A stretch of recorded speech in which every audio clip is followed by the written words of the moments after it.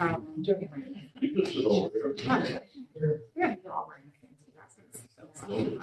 bring them. All right. So, okay. Great. Recording. I have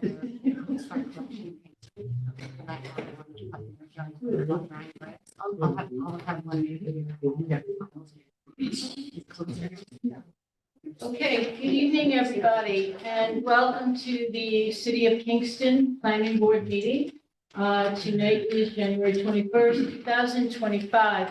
My name is Suzanne Cahill. I'm the Planning Director for the City of Kingston.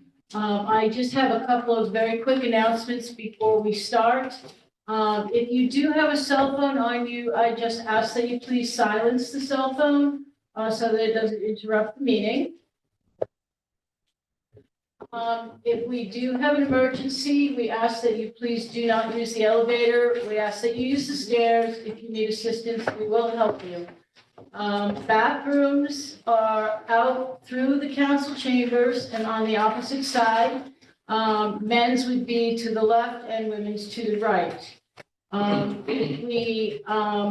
do want you to know that this meeting is recorded and it is being live streamed. If you have any conversations outside of what you are having with the planning board, we just ask that you please take them outside of this room. You can use the common council chambers, or there is another conference room on the opposite side of the chambers as well that is available. So with that, we're going to, I just asked too that if you are here to speak at the public hearing and you have not signed up yet, just please, we're going to take a minute while the board members introduce themselves, but I ask that you sign up at the sheet at the end of the table with your name. If you've already pre-registered, your name is already on there. People that are signed up will be called to speak. So just ask that you do that now before the meeting starts. Thank you. And with that, I'm going to turn it over to Chairman Platt at 6:02. Thank you, Suzanne. We'll begin with introductions of board members and staff. My name is Wayne Platt Jr. We also have Charles Polacco, Robert Jacobson, Matt Gillis, Vince Archer, Sage Newkirk, and Kyra Grundig. And you've already met Suzanne Cahill, our planning director. We also have the assistant planner, Tyler D-Day, and Matthew Jankowski is our assistant corporation counsel. Item number 1 on the agenda is the adoption of the December 16th, 2024 planning board meeting minutes. Everybody's had an opportunity to take a look at them. Is there any questions on them? Deletions, additions? Okay, seeing none, I'll make a motion that we adopt those minutes. Do I have a second? Second by Vince Archer. All in favor? Are you ready, sir? I caught him over here in the corner of my eye. All in favor? Aye. Opposed? Carried. Okay, item number 1. Excuse me, item number 2, we're in public hearings now, is 44 Maiden Lane. It's a special permit renewal for a bed and breakfast, section block and lot. It's 56.91-5-20, seeker determination, transect zone T4N-0, Ward 4, Maiden Lane LLC is the applicant owner. This is a public hearing only for this, and the special permit renewals will be taken care of by the planning administrator in the August meetings. So anybody in the audience wishing to speak on item number 2? Okay, seeing none, this time I'll make a motion that we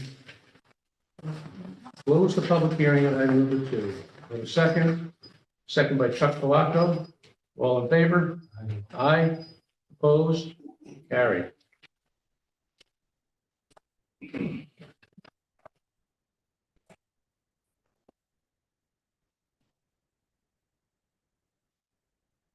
Yep.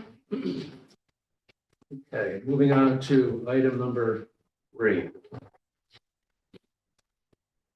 It's 80 and 84-112 Ringtop Road, lot line revision of the lands of Victor J. Melville and Margaret L. Sellers. Section block and lot is 56.31-4-40. and 56.31-4-30. I'm sorry, 40 and -30, sorry about that. Seeker determination, transect zone is T3L, Ward 3, Victor J. Melville and Margaret L. Sellers are the applicants and owners. Anybody besides the applicant owners wishing to speak on item number 3? Are they here? Are they here? No. Okay. Are the applicants Victor, here? that's you, right? Yeah. Over there. All right, we're gonna have, there's no chair up at the end there, is there? No. Okay. Can you state your names for the record, please? Victor J. Melville. Okay, and you're Margaret? Margaret L. Sellers. Okay, welcome.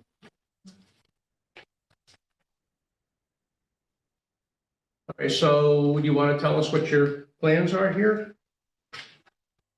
I speak, Margaret has the lot with the house where we live. And I have the adjoining 2.7 acres there. And we've, between us, want to move the lot line for her to pick up some acreage, 0.6 acres approximately. With the company, the parcel there. Okay, The lot line is very close to the house, and so long ago, we decided we were gonna do this, but it's taking a while for us to really do it. okay. Seems pretty straightforward. Any questions from the board? Okay, I'm looking for that. Yeah, okay, under seeker, this is a type 2 action, so no further review of the board, of this board is required for that. It's on the next page, I missed it. This time, I'll make a motion that we approve item number 3 with board policy 6, 5 paper copies and a Mylar to be signed by the owners. And, yes, so that is a motion. Robert Jacobson with a second. All in favor? Aye. Opposed? Carried. Thank you, folks. Are we to sign something? Yeah, we'll get in touch with you and you'll need to bring in all the map copies and they'll all have to be signed by you. And then Wayne will sign them and then they go to get filed at the county. We'll put it into communication to you. Just, Thank you. did Chris do the work? Yeah. Yeah, Yeah, just speak to Chris now and tell him you got approved, he'll know exactly what to do. Do we know, do we want both of us to appear? Next time? no, you don't have to come back here. Okay. No, With the when signature? you get the maps from Chris, Oh, they'll go to Chris. yeah, Chris will have you sign the maps and then typically Chris Oh, brings that would them be down Chris. to our office. Okay, got it. Mhm. Thank you, folks. Thank you.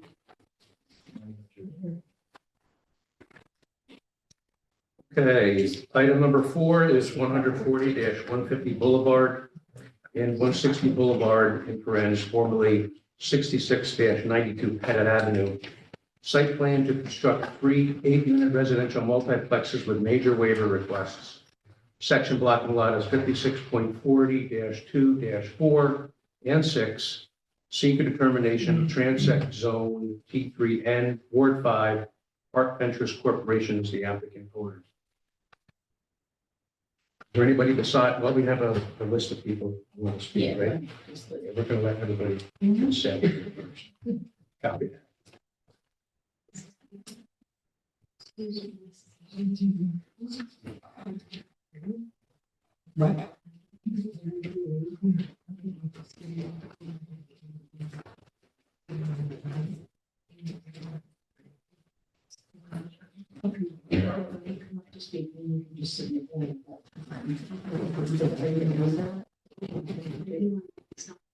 Okay, yes.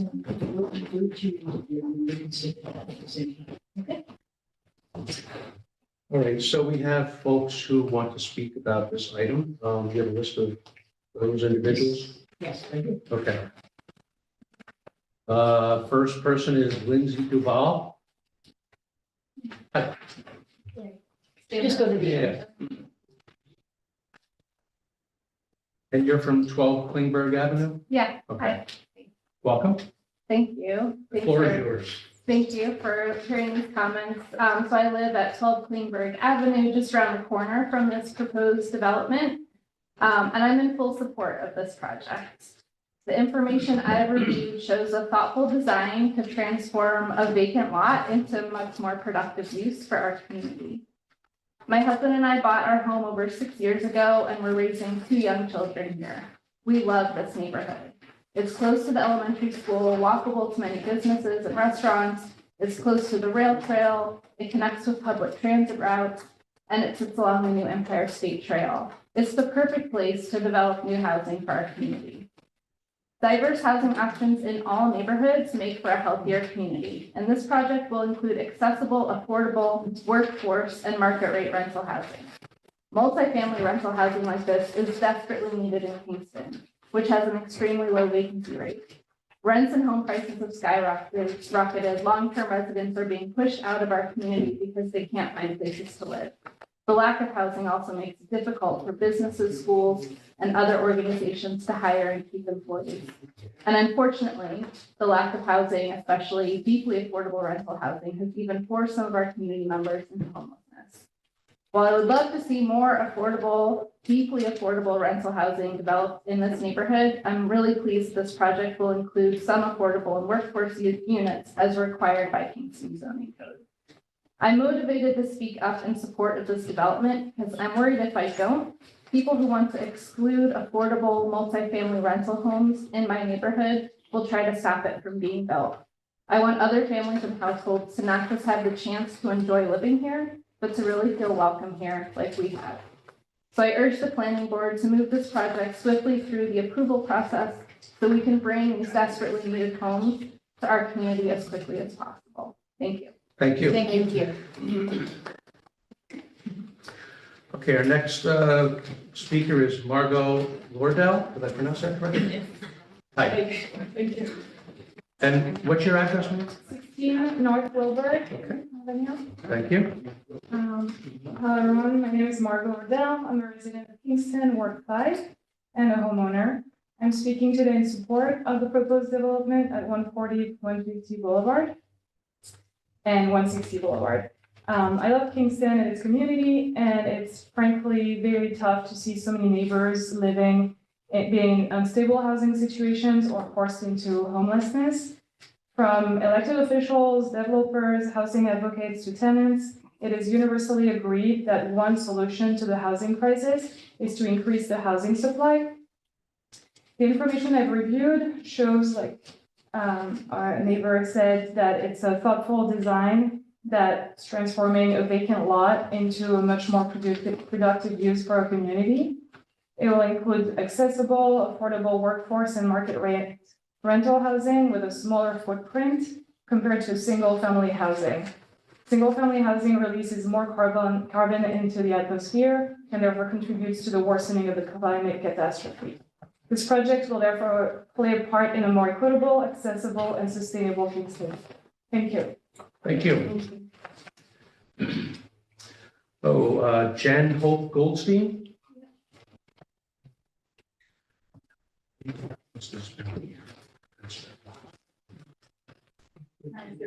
Yeah. Sure.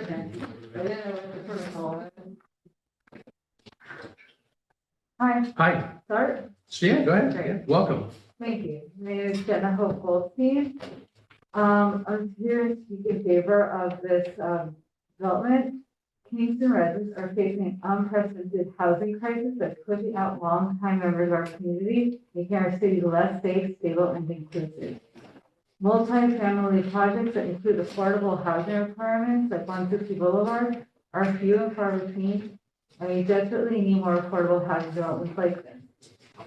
Many of the people who oppose this project are the same people who want to see our city do something about our high rates of homelessness and displacement. This is what doing something looks like. Building more single-family homes, as NIMBY as opponents of this project are demanding, will not do anything near enough to address the devastating crisis we're seeing. We need to build even more multifamily, permanently affordable housing than this project includes. This is an important start toward developing more livable, affordable options for Kingston residents. Property includes bike racks, open green spaces, walking paths, EV chargers, playground, and a U-Pack bus stop. We think we can all agree that those are much needed additions to any community and one single-family homes lack. The owner is considering modular construction, which would limit the on-site construction disruptions that no one enjoys. It is also understanding that this development is using private funding, so there'll be no cost to the city. While I prefer to see deeply affordable housing erected in Kingston, I see the proposal as a good first step, providing somewhat affordable housing without being an enormous disruptive building. I urge the planning board to move this project through the approval process as quickly as possible, so you can provide the desperately needed housing for our community and set a precedent for the kind of housing we want to build in Kingston. Thank you. Thank you. And Ms. Goldstein, what's your address? I'm sorry. 168 Washington Avenue. Okay, thank you. Howard Weiss. Welcome, sir. And your address is, sir? 53 Brewster Street, Ward 9. Thank you. Thank you for the opportunity, yes. My name is Howard Weiss, and I own my own home in Ward 9. I appreciate the opportunity to speak here tonight in support of the proposed development on Boulevard. My connection to the proposed Boulevard development is through my experience speaking with a broad range of tenants across the city. I've been doing so for the past year in my role as a volunteer with For the Many's tenant hotline.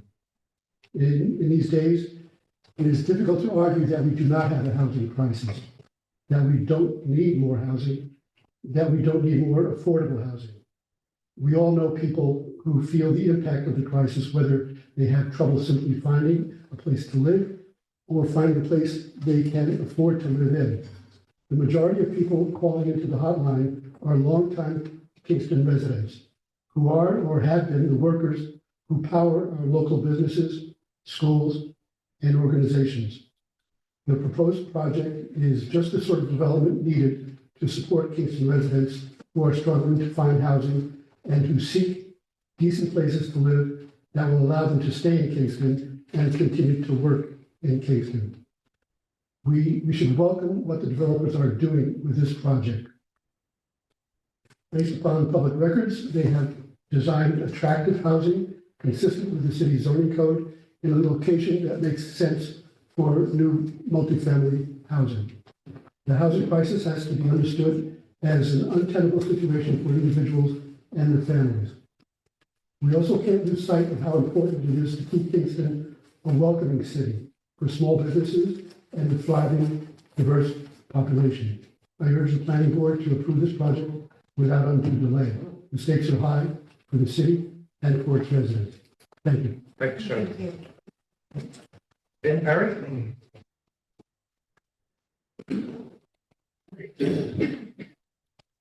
And you're at 60 South Washington? I'm Ben Perry, I live at 60 South Washington Avenue. Here to speak about this development on behalf of not only myself, but neighbors that can't be there. Predominantly that area, 35 to 40 single family owner occupied homes. We recognize the need for housing. However, we also recognize that it needs to be done under the existing codes. Pettit Avenue has a history already of flooding. In the spring, that's a given. And adding to that, by tapping into the storm drains, is only going to magnify the problem for the homeowners. Now, the big issue is the waiver. I think it's too much of a reach.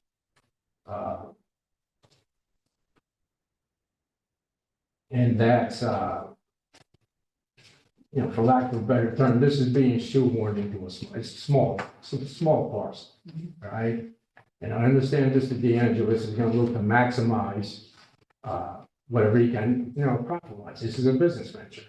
However, as far as the neighbors are concerned, it needs to be done under the existing codes. These are new building codes that are advantageous to developers. And I mean, right out of the box, he's looking for a major waiver here. That's unacceptable to the neighborhood. We are not saying don't build this, we welcome it. However, we ask that planning board here, you're basically the umpires. You call balls and strikes, make sure everybody's playing by the rules, and that this development doesn't come at the cost of the homeowners. We welcome the development. I think he needs to scale it down within code, and we wouldn't see an issue after that. But as of right now, that's a big issue with the neighbors. Thank you. Thanks, sir. David Heitzman? Yes.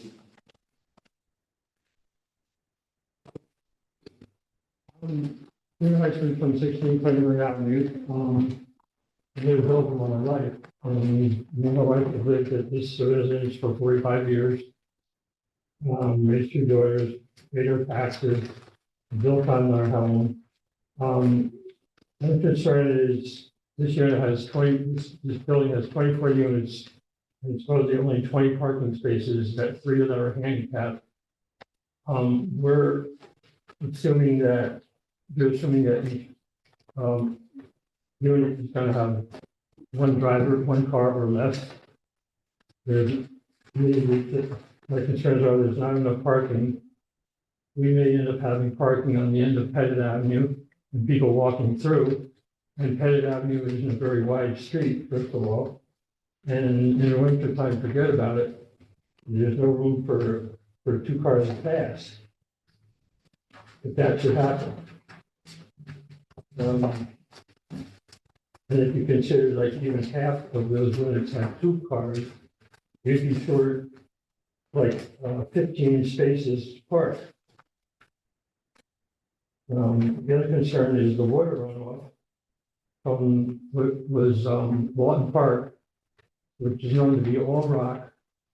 You're putting this building in, basically, it's like a big ditch. The boulevard is Hall Hill down to our neighborhood. The park is a hill down to our neighborhood. And there's always runoff. You can always count, every year you can count on flooding.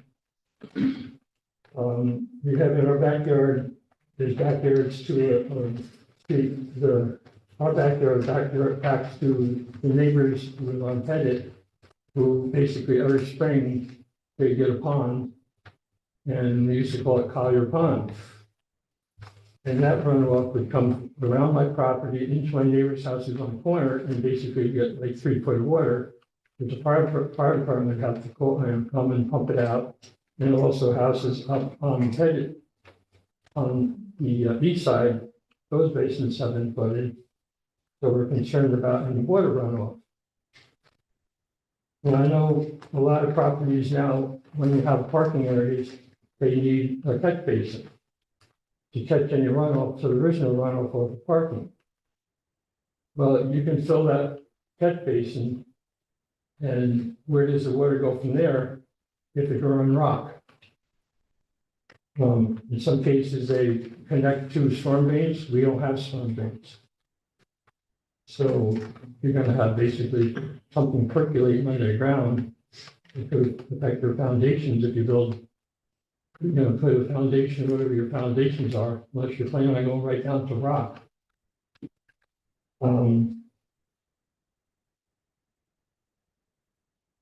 And the sewer, that I think is major. I think these sewers were put in by the neighbors, am I right? The neighbors at the time paid to have these sewers put in for a residential neighborhood. And it's basically, the sewers are based for a residential neighborhood. And I'm counting possibly 24 homes that are there now. And this sewer has backed up in the past. And these units are 24 units. And you're talking each unit, the 2 bedrooms have 2 bathrooms. The 3rd floor has a single bathroom. You're talking like 48 flushes, which is basically doubling the capacity of our sewers, I think. And the height, I guess, is an issue too. You're talking 3.5 stories. you put 3.5 stories in, the roof is 4 stories high. It's not a half a story. You're still 4 stories high. If in that neighborhood next to these little homes, you're gonna be towering over the top of these. And the poor guy on the boulevard, he's gonna be looking out the back of his house at this thing that's towering over his house. I mean, those are the major concerns. As far as building something, we're not against building something, but when it affects the water runoff or the sewers, or God knows if it would affect the water pressure, things like that.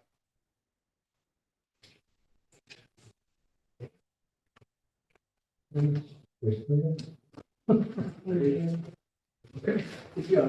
Thank you, sir.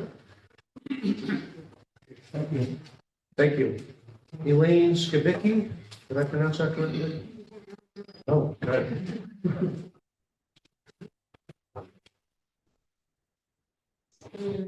I'm 27 Pettis. And thank you, gentlemen, for joining, and thank you for the supporting it too. We do need more affordable housing here in Kingston. It's desperate, but there's a place for it, and there's a place that's not really good for it. Where the Mr. DeAngelis is going to be building, here's his building, and then here's Pettit. It's a steady slope going down. It's quite an incline. A couple times I woke up at one in the morning, and then another time 2 in the morning, hearing this loud rumbling, and I look outside, and it's the fire trucks, and one fire truck right out in front of my house, but they're pumping out the people across the street from me. I tried to get the foil thing. It didn't come yet. But anyway, someone else mentioned their house having to be pumped out by the fire department. So it is a problem. It's a big problem. Actually, when I went out to talk to the guy at 1 in the morning, he had his waders on, the firefighter had his waders on, and the water was coming down like white water, coming way up on his, and it was just running down, just continuous, and it was that's what it does. So it's really something that you wouldn't expect. So this is from Alan DeFalco to put with the cover letter. I just want to make a couple points here that she's making. Please accept the following communication as part of the official public hearing for this housing project. City of Kingston zoning code section for administration and enforcement lists multiple required submissions, and then she lists some numbers that have not yet been submitted and available for public view. The code states that these must all be submitted for site development application and plan to be considered. Approving waivers ahead of required documentation is not adhering to the form-based zoning code adopted in August 2nd, 2023. Additionally, objectives 405.26E1C states numerous sub-segments that should be adhered to in reviewing the site plans which are appropriate for this project. Consideration shall be given to the public health, safety, and welfare, the residents or users of the proposed development, and of the immediate neighborhood in particular, and the appropriate conditions and safeguards as may be required for further the expressed extent. The short environmental assessment form has been submitted by the developer is flawed. Stormwater management plans have not been addressed, number 10. In addition, under number 17, the developer has proposed an on-site drainage system, but has failed to complete the required submissions form. The Kingston Conservation Advisory Council, in their communication dated January 17th, has recommended that the stormwater runoff be infiltrated on site rather than piped into the sewer using green infrastructure. There are serious concerns about stormwater control and runoff. Properties along Pettit, Kingsburg, and South Washington Avenues, as well as the boulevard, have experienced flooding not only from surface water, but especially after torrential downpours. These residents have to contend with flooded basements due to the residents have to contend with flood basements due to this neighborhood not having the adequate storm system. Has an accurate water table study assessment been made for this area? Other proposed developments development has failed to materialize near this location due to inavailability of these services, and the proposed project will dramatically change the character of the neighborhood and add stress to infrastructure and altering infrastructure. Discussing materials and colors for buildings, installation of fence around the perimeter of the property, and retaining walls alongside of the site is premature when the underground infrastructure, services, and utilities are paramount. Therefore, the planning board should table the discussion at this point until all required documentation is submitted for the proposed housing project and refer to the Ulster County Planning Board for their review as soon as possible.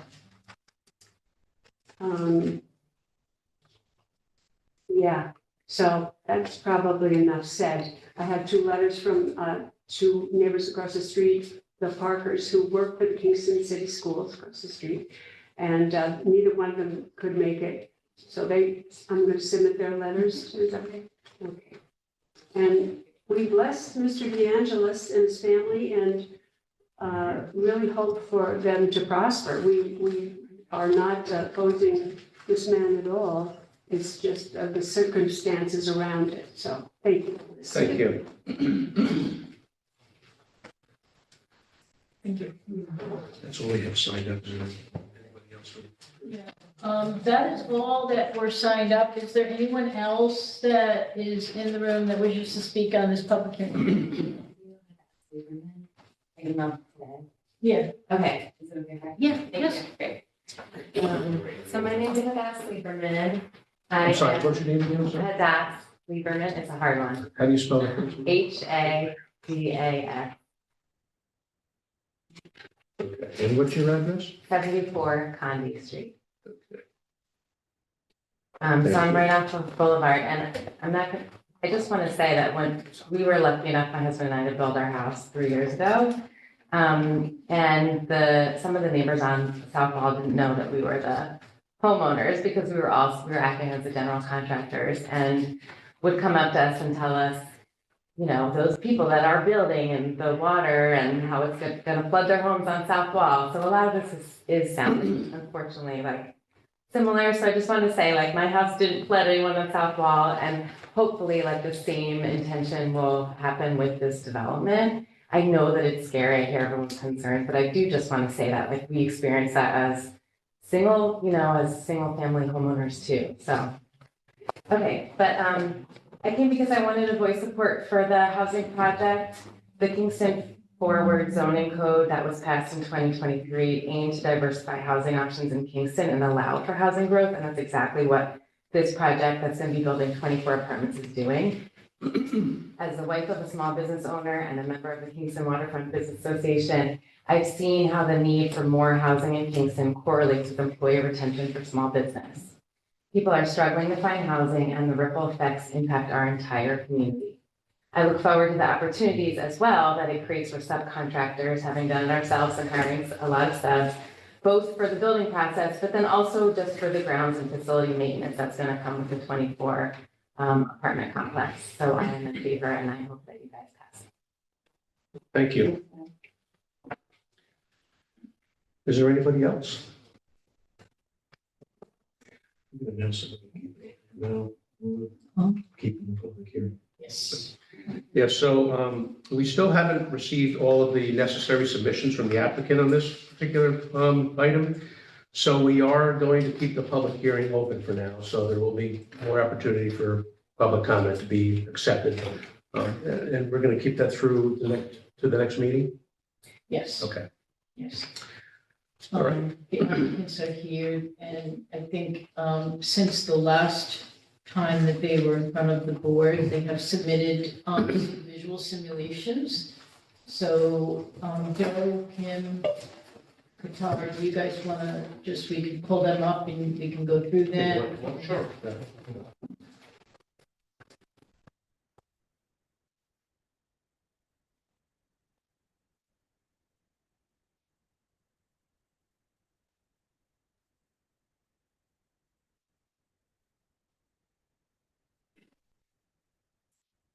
And once again, just state your name for the record, please. Yes, my name is Qatar, last name is Ahmed Salma. I live in Conrad, and I'm the engineer for the project. I'm Kim Hoover, the architect, Hoover Architecture. Joe D'Angelo's staff. Thank you. It's just, the screen is good, but sometimes.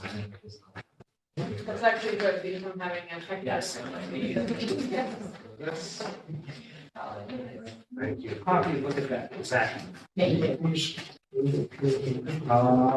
Yeah, she's gonna email it. Or, can you do that? Trying from the website. Okay.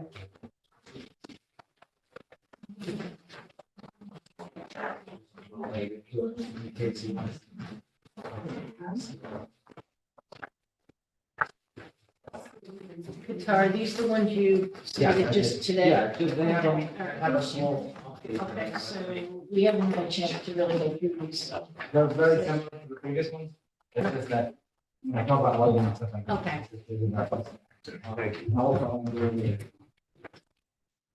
like the challenges we're looking for time-wise. Yes, so right now, the visuals that Kyla is showing up there, they are on the website. The new plans, they probably have not been uploaded yet to the website. I think I did. Okay, all right. There's just one page that I added to the light. Yeah, okay. So all of the things we're seeing here right now, paper-wise, it is available, it's going to be available on the website, so. Okay, thank you. Okay, so, based on the last meeting, we basically, did more work to be able to, instead of just a standard, 3D rendering of a standalone building. They did put the building on the site itself and try to get some visuals to go through that.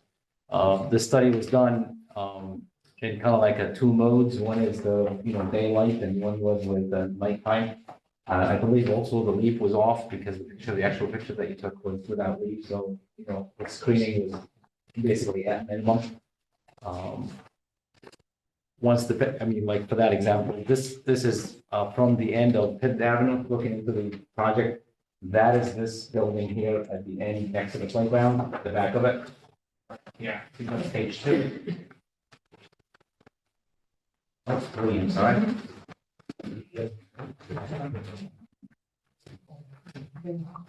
So this is standing here, looking that direction towards it. You'll see the back of the building. And again, this is with leaves off. So I believe once spring happens, you're probably not going to see much. This is one view that I did not see the night version of, and this is one that I would ask that you do from Pettit, from the neighbor, that you give us a night vision of that. Right, I didn't do it because it was pretty dark, it's Yeah. really just the porch lights, and that's it. So we use the actual lighting plan that Carr turned in. So that's the only reason I didn't do it. And there's Because it was the dark. lighting plan is all contained inside the, all our lighting is done inside the development itself. And at the property line, we are showing is 0 levels. Right. That basically no light spillover happening among the neighbors. I was just asking because obviously there's concerns from the neighbors in that immediate neighborhood about some of the impacts. So I think it would be important to show that, hey, if there's no impact, there's no it, that's good. Yeah, Yeah, I was it's very pleasantly small, surprised it's by very that. small, Yeah. but the only way to really demonstrate that is to Sure. produce that. Sue, can I ask a question? Well, let's let the presentation go on, Alderman, and we'll, and you'll probably have to wait for the next round, for the next, Oh, okay. okay? So these pictures basically been done using the grading that we have right now. As you can see, the site is about 10, 15 feet below the boulevard. So the height of the building relevant to everything else would basically look like that.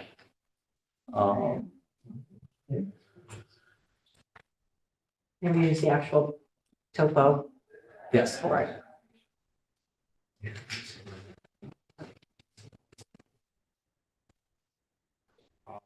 That is, inside the development by the cul-de-sac, looking up towards the boulevard. This is the building on the right, like with the playground being here. No, this is, see the deck of that house right there? Yep. I forget what color the house is, but this is, what? Pulling in. Okay, That's yeah, it's coming coming in, into the okay. site. So those are the two, so the one on the left, that's. The that's standalone building? Standalone, yeah.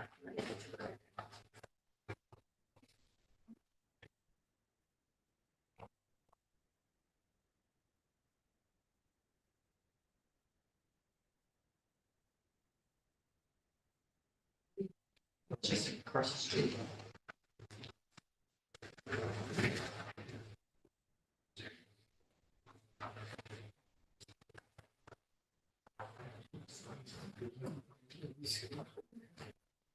And that's from, And it's just across the street up the hill a little bit, and then you can see the house right there, that's the existing house.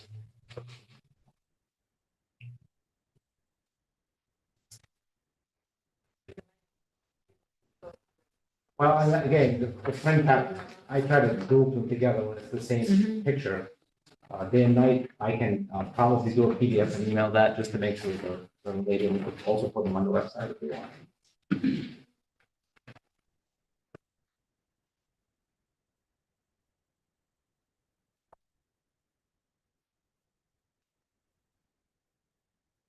Can you speak to the building height, the major waivers that where it's located? Some of the concerns from the neighbors are how it's gonna, tower over their homes from, and, having it down there and set up against the road. Can you talk about that? Well, I think these two buildings are actually, they are pretty close to the road. No, I mean, if you can just speak to, are they gonna tower over people's houses located here, or is it different from if it would be up against? Oh, That street okay. there. Yeah, no, because the way the site dips down, I was pleasantly surprised. I was wondering the same thing. And then once we put it on the site plan with the topo, it actually fits in there. I mean, you can see that the entire first floor is basically below boulevard. So if these are 3.5 stories, you're basically looking at it as an equivalent of 2.5 story building. I think the design that was picked, I believe Kim did quite a bit of a run through the area to be able to, make sure the harmony of what's there is being carried. Yeah, Washington Avenue has some great houses that have great dormers and all that kind of thing. So I wanted to include something like that in this. And it's nice to have a client who is willing to spend the money to make it look, so. And the landscaping that you depict here is landscaping at the time of installation? Is that the approximate height at installation? Is that what? No, that's probably would be after like a couple of years. After a couple of years? I don't know if you can get trees that big, Okay, because usually average tree at planting would be 6 feet maybe. I don't know, you can get taller, depending on your calipers, 8, 10 feet, maybe. Okay. That's why I was curious, okay.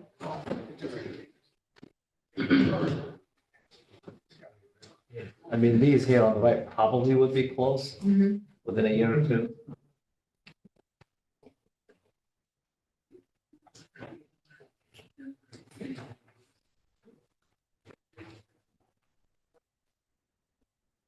Can you speak to me on that groundwater? Yeah. That seems to be a big So- concern, and it would be with big law. Yes, so the way the topography is, everything runs, if you want to bring this sheet that's. Big one. Yeah. Probably the grading plan. Of course.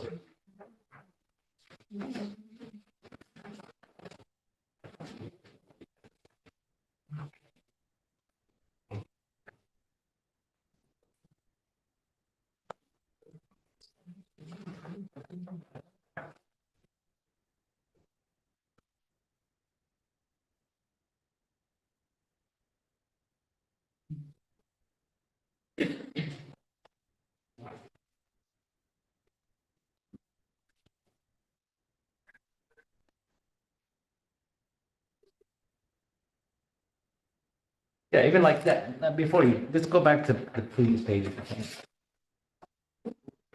Here's the site before we do any development on it. As you can see, 256, 254 down, going that way. Same thing here, we're going 250, 248, so natural drainage is going right through the site, going that way towards Pitt Ave. That's just how it is today. Everything just runs that way. So I understand the concerns that, we do have a water runoff that goes that way. It's the nature of that area that looks like a big valley, that everything is running just that way. It just happened that our site is basically located in that area. The way we're thinking right now, because that's what we're working on, is the stormwater. We did test holes throughout the site, in the summer, just to see how much we have before we hit any rock or any groundwater. We went 5 feet, some areas 6 feet before we hit it. So I know I have a good, average 5 feet of material that I can use. If you want to go to the next, one more, please. There you go. So the thinking that we're having right now, and that's part of the study that we're doing, that naturally everything runs this way. So if our site is here and the water is running in and it discharges in this area, let's assume it discharges a gallon of milk right now, size-wise. If we do our development and we install chambers, we make this cul-de-sac storage area that water can run into it and hold the water. And our end result after doing this impervious surfaces results on the same jug of water getting out of the site, then really we didn't have any impact. Everything is as is before or after. So the addition of this did not do anything to the downstream flow. Everything stays as is. That's the exercise that we're doing. So the way we're doing this is basically we can slow the water down. We can use contact chambers, put them underneath the parking lot. We can, have a catch basin right here, put a few rows underneath the parking lot. We have the 5 feet storage to be able to do that. Calculate how much water is going to be running off this pavement, all those roof leaders would get in and hold it underneath. Same thing here, and slowly keeping the flow the same, if not better. I mean, the goal is to at least achieve the same, the before and after. There is a calculations that we come in through HydroCAD that we can just model the entire area and say, pre is this, post is that. That's what we're doing, and that's how we plan to hold it. So, Are you envisioning having to bring material in, or you're just gonna, well, I don't know exactly how much cut and fill, but it's not gonna be much. okay, Because there's our area that we actually have to scrape off a little bit to be able to bring in there just to level it up a little bit. We have to maintain a good 4 to 5%, nothing more than that. The areas where we have a handicap, we can't go more than 2%, 4%. So really, everything right now, and one of the comments describing this as a bowl or a dish. It is a dish. Water is just going right there. The goal is basically we try that if we're going to put this development in here, we want to make sure that whatever comes out after we're done matches what we did before. That's actually the only part that we're working on right now. So water and sewer, I mean, we have 24 units, even if they're 2 bedrooms, we're looking at like 5,300 gallons a day of water, if that's what it is.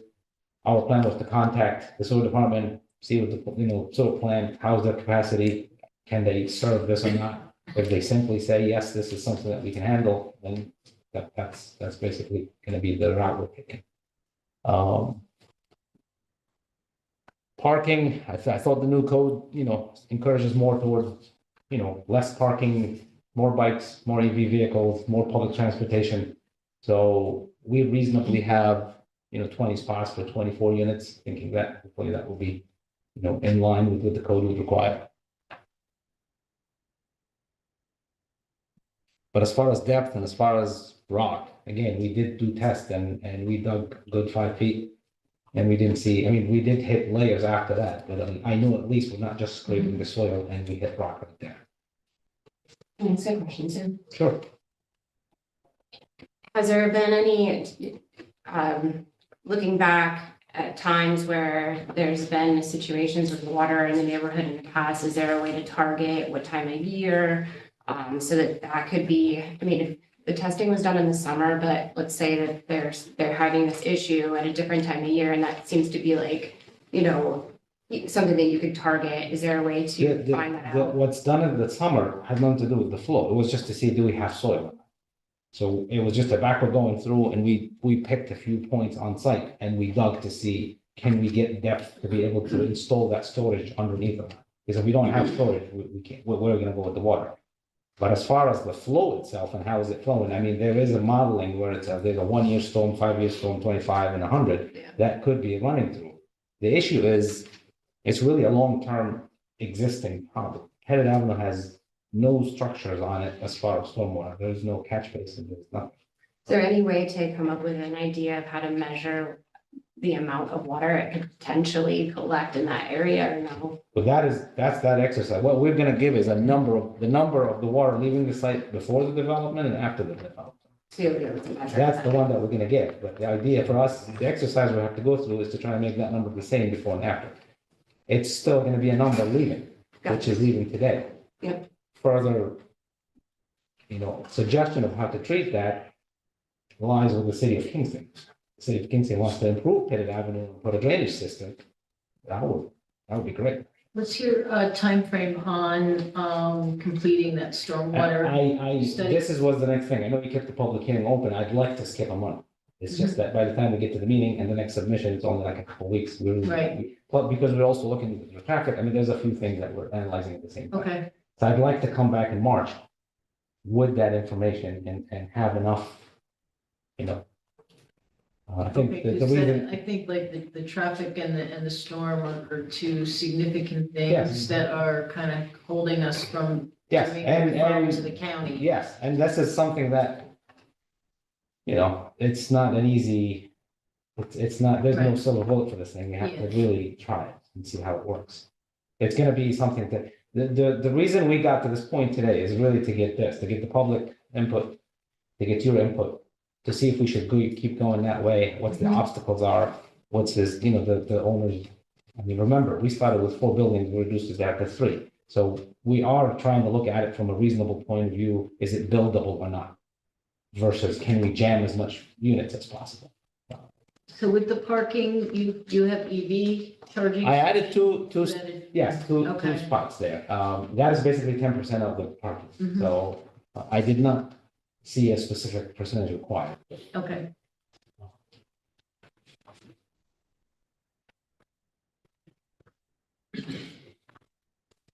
Questions? Any other questions from the board? No. Okay. Okay, Thank you. so again, if you don't mind the public hearing, I would like to skip a month. Oh, as far as there's one comment that we also got about Gore right here. We found 2 survey maps, the one that we used by Viteri, there's another one by Green Ladders. We found the original 1950 something subdivision that was done there. We have a George Williams, our head surveyor, working on putting all those pieces together. okay. So this is another reason why I didn't submit a lot line deletion, because this Gore might not actually exist. I'm glad you mentioned Yes. that, because, we want to make sure you get that. Yes, but if this didn't exist, Yeah, then I'd like to have a solid resolution on this, because if you put the 2 maps together and you go Okay. back to the old data, we might be able to actually resolve this and find out that this might not exist. all right, good, So it's a good chance to clean this up a little. okay.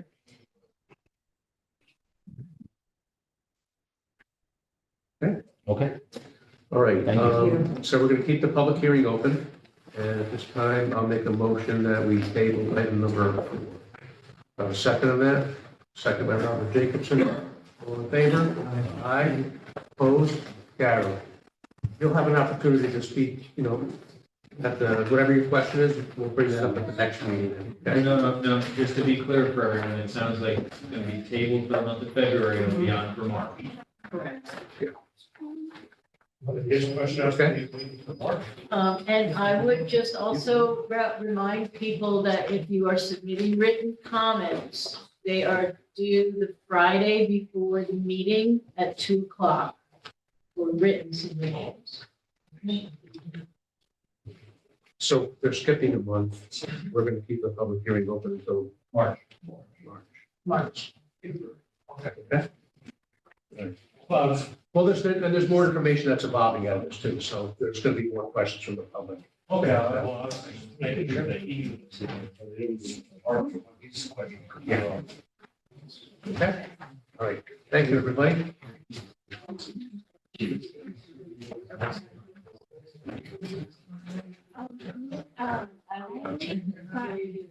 I wish I had it.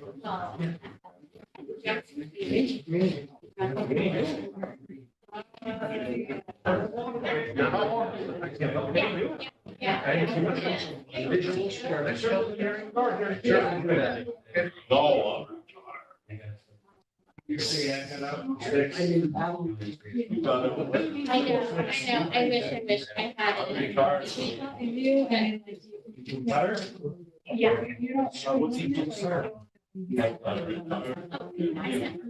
I told her, like, You're doing right now. You're doing right now. We're very easy to see. Right? I see All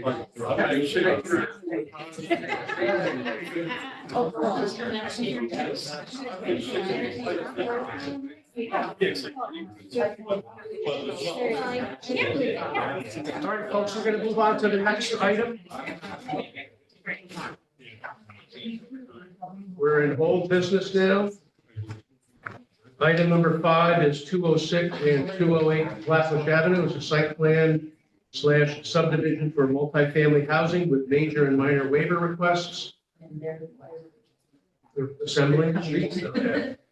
Section block and lot is 48.74-3-24 and 48.74-3-19. Seeker determination, transect zone SD-MF. Ward 6, Kingston Housing Authority is the owner. Do they know they're in? They're coming. There you go. they're high in the back. You have a party out there? Yeah, it's sort of fun. It's a nice place to be. please, do you want to take both of them? This Do one. you have the copies? This one? That's one. Okay. That's okay. This is the next one. Okay.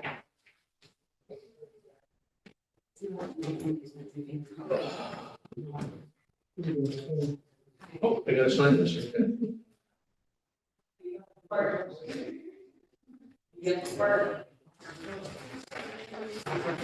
Thank you. I swear there's a whole group of people with me. All right. You didn't come alone? You wouldn't leave them out to dry. You wouldn't leave them hanging. Yeah.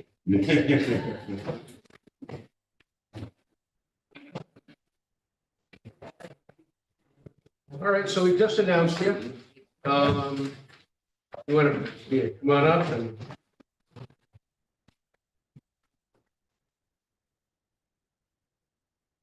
Thank you, planning board, for having us again tonight. We have some updates for your input, and we want to discuss about the traffic report also. I'm going to introduce my team, Brian, Joel Monty. I call him H because I can't say his full name. Just call him H. It's like with me, everybody calls me we're all over, they say, hey, H. And John, and I'm gonna let John take over. Great, thanks. And Sue, I don't know if you're gonna put anything on the screen. If not, Yep, we've got- Kyla is working on it. Okay, great. So again, thank you. If you recall, the last time we were here, we talked about a couple of different alternatives that you wanted to see us do. So we 3 alternatives that we're going to talk to you about tonight.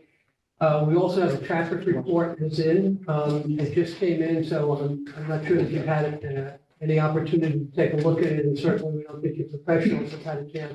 But we do have John Canning, our traffic engineer here, and he can give you a brief overview. And of course, he'll be able to answer questions, and going forward, if you have questions, we can do that at later meetings as well. And then the last thing we'd like to talk about a little bit tonight is where the board stands in terms of designation as lead agency. So if I could, I'd like to introduce John Canning, and we'll talk about the traffic. Thank you, John.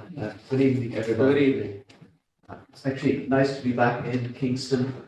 I was the one who was kind of the engineer who was responsible for getting the bicycle lanes put in on Broadway. Some people think that's a good thing, some people. So you're the guy.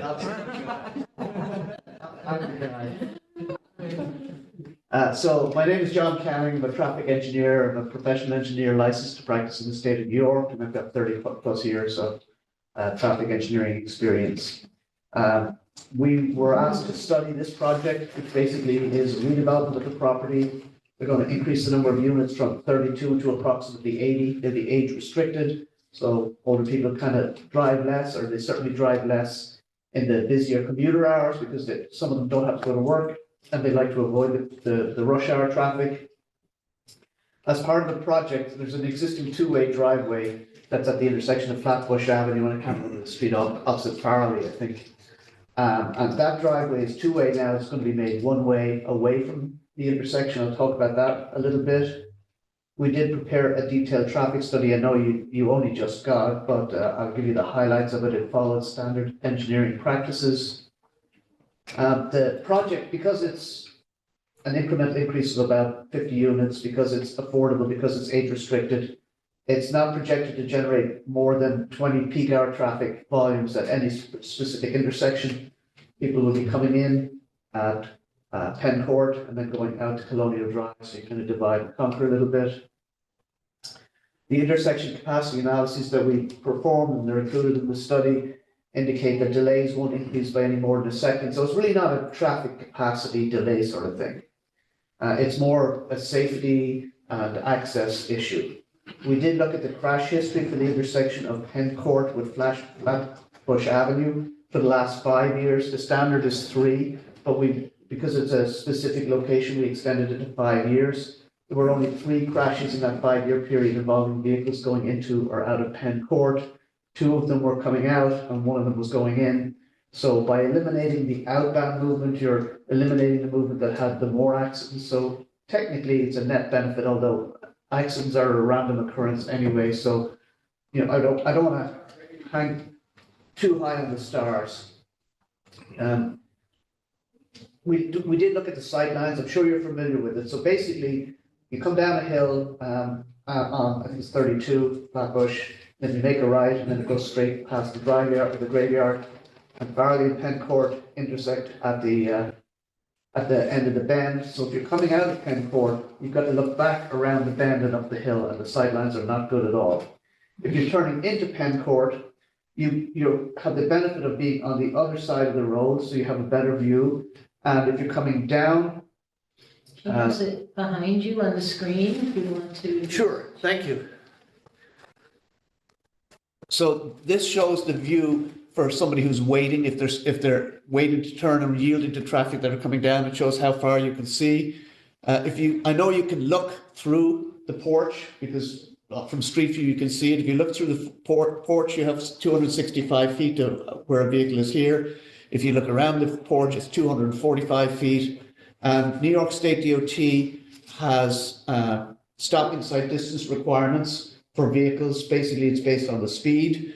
We did a speed study and determined that the operating speed is, I can't remember what it is. I'm going to say it's like 35 or something like that. That's in the report. So it's based on the speed and the grade, and we took a measurement of the grade.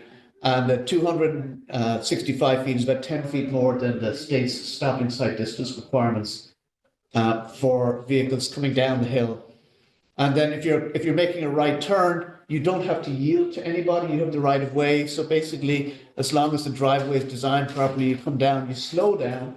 But if you're following somebody, you shouldn't see them anyway, and you slow down and then you turn into the driveway. Coming out is entirely different. I don't know if you can go back a page, or I think maybe it's forward a page, please. That's it. Well, this is vehicles following, so we looked at that. And so, and these vehicles basically don't stop, they can turn, so you can see for that distance. And then on the next page, this is the worst sight distance, which is when you're coming out. Thank you. So instead of being here or here, you're all back into the intersection, and you've actually got trees here as well as the house blocking. So you've only 170 feet of sight distance, so that's significantly less. And this is, I try to, as closely as possible, based on street view, approximate the view. If I'm parked here, I'm trying to look around this tree to see somebody coming down. And then, if you just slide it up a little bit, please. If you're on the street here making a left turn, you can see a good deal more. You can see the house, you can even see through the porch.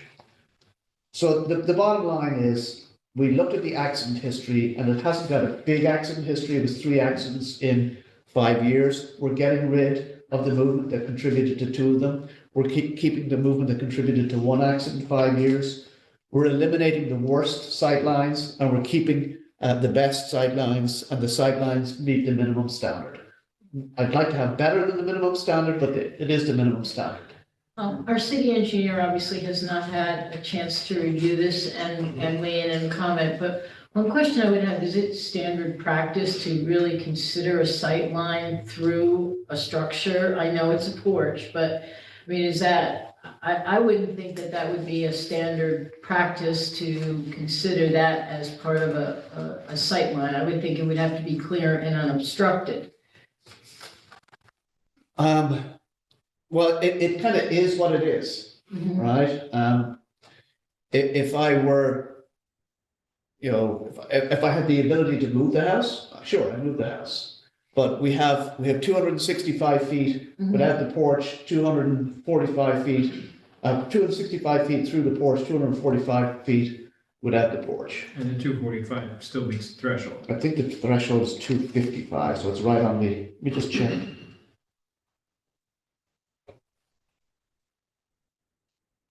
It's 255 is the. So you're 10 feet short. We're 10 feet short if you're not looking through the porch.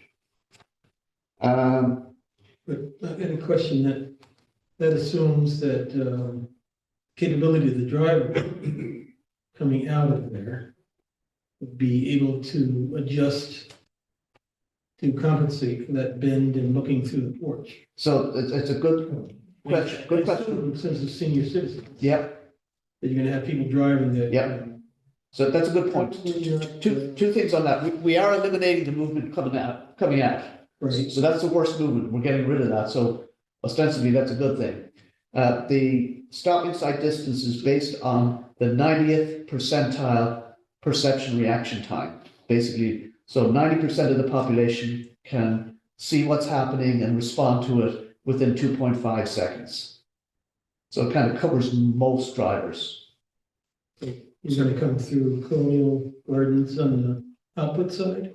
So then you're going to come out. When you come out, you're going to go through Colonial Gardens and come out of Colonial Gardens, which is a better location from a cyclist perspective. So you got Farley Street, you got the intersection there, the traffic coming down the hill.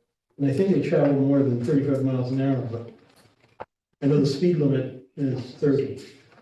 25 or 30? No, I think it's 30 on that. 30 is state road. And I think that's still pretty fast coming around the bend. That particular bend and having someone 75 or 80 or whatever the age group trying to maneuver out, I think it's still a high risk. They're doing away with the out. We're doing away with They're it. doing away with it. Yeah. No point. One way in, right. One of the other benefits of this project, in my opinion, is that it will now provide a connection. Colonial Terrace is a dead end, right? And most of the time that's fine, but if you have some sort of an emergent condition on Colonial Terrace and for some reason it's blocked down near Flatbush Avenue, you've got a problem, you can't get in or out. So if you move ahead with this project, you'll have a connection through Penn Court, so you'd have an alternate means of access. That's one additional benefit of the project. So, I mean, to sum it up, it's not really a number of trips perspective. It's trying to get the best access to the project. Thank you very much. We're ostensibly improving the condition at this location by taking out the worst condition. The condition that we're leaving just about meets the minimum standards, and we're providing the benefit of a second point of access to the neighborhood in case of emergency. Can I just ask a question? Just from a traffic engineer standpoint, if you're coming down 32 and you're making a right into Penn Court. Yep. The current entrance right now is not a 90-degree angle. You're actually making more of a turn, like, because it's angled. Yeah. Is that okay for people behind you Because So you're gonna have people that's, slowing down, we or should can, that I entrance think, be? I think we can improve this entrance. Brian. We can improve this by straightening it up a little bit and increasing the radius, so it'll make it. So it wouldn't be such a tight turn, that's a Exactly. problem, I've been going, in the past, I've seen people make the right, myself, I made the right, and I felt like I really had to slow down more than normal to get off a main road to a secondary road, because I'm almost going back the way I came. So I It's a think that's a turn. valid point, and I think we can certainly. We talked about that outside, that I believe that radius needs to be enhanced, made larger radius so that traffic coming down can peel off into that intersection. A, they can see it better because it's wider. And two, they don't have to slow down as much to judge how to make that turn. Yeah. And it's one way now, so you're not worried about oncoming traffic at the Yes. same time. Yeah.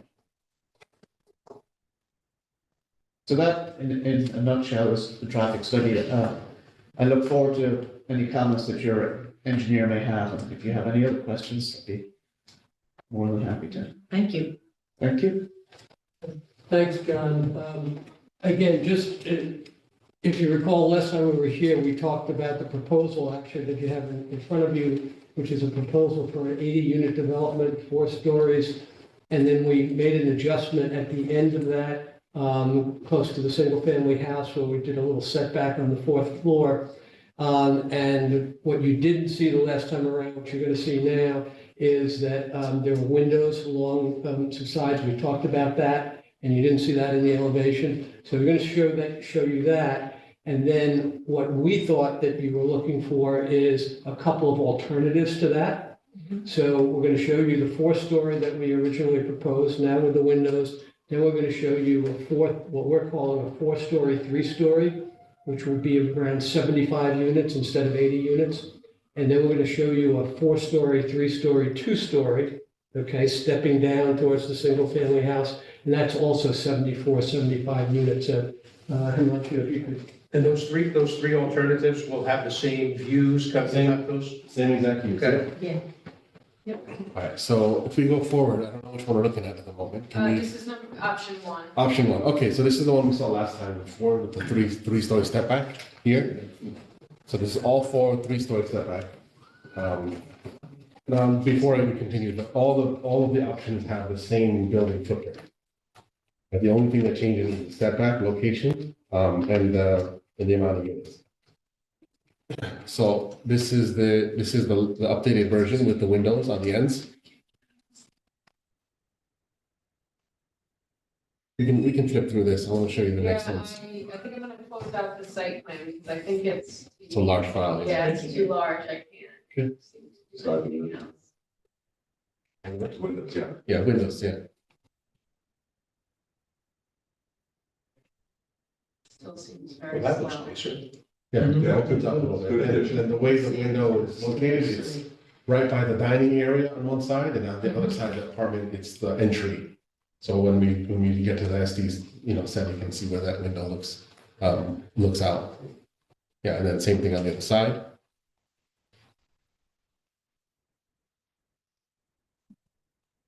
I'm scrolling through.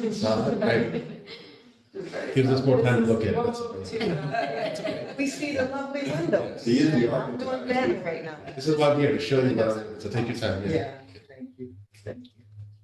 All right, now this is option 2. Option 2 has 4 stories on the north side, so this is the north side, and then 3 stories on the south side. It's less visible from Flatbush. And you can see that the same step back, the line, it's all connected this way. This is the 3-story, 4-story, so it's less visible, looking up this way. And this has 74 to 75 units. Right, same thing with the windows, it's all there.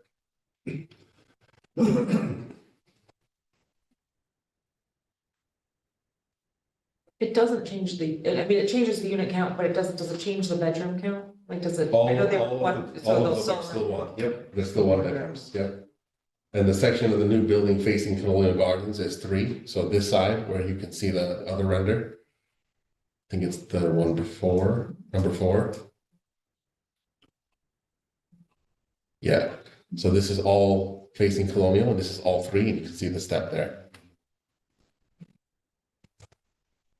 This is option 3. Option 3, yeah.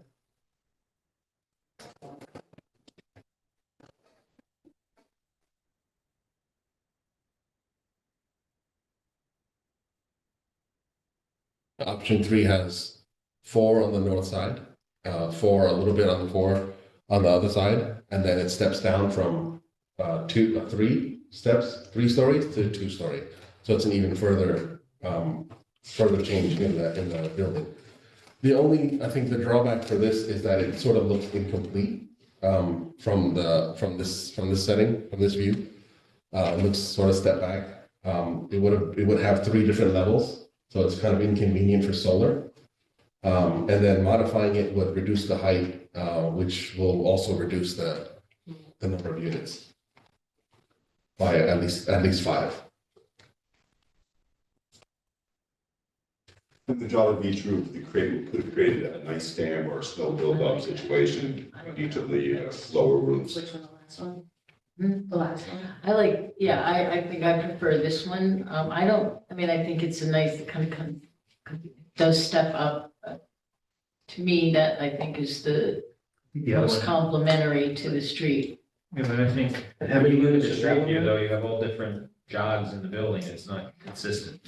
Can you go over that to the Flatbush? The one at Flatbush. Makes it a little more interesting. Do you want to go back to? So that makes it more commercial. I don't think so. You're going back to 4-3? Sorry, I'm trying. Oh, that's okay. You do better. This one. I know. So I think you still get the look. See, now you see a stair tower there when before you did. Because it was encompassed with the existing units that were there. So now you've got 1, 2, 3, 4 different levels. It's choppy. Do you want to see the same view with different? You can compare that with option 1. This is. That's 2. This is option 2.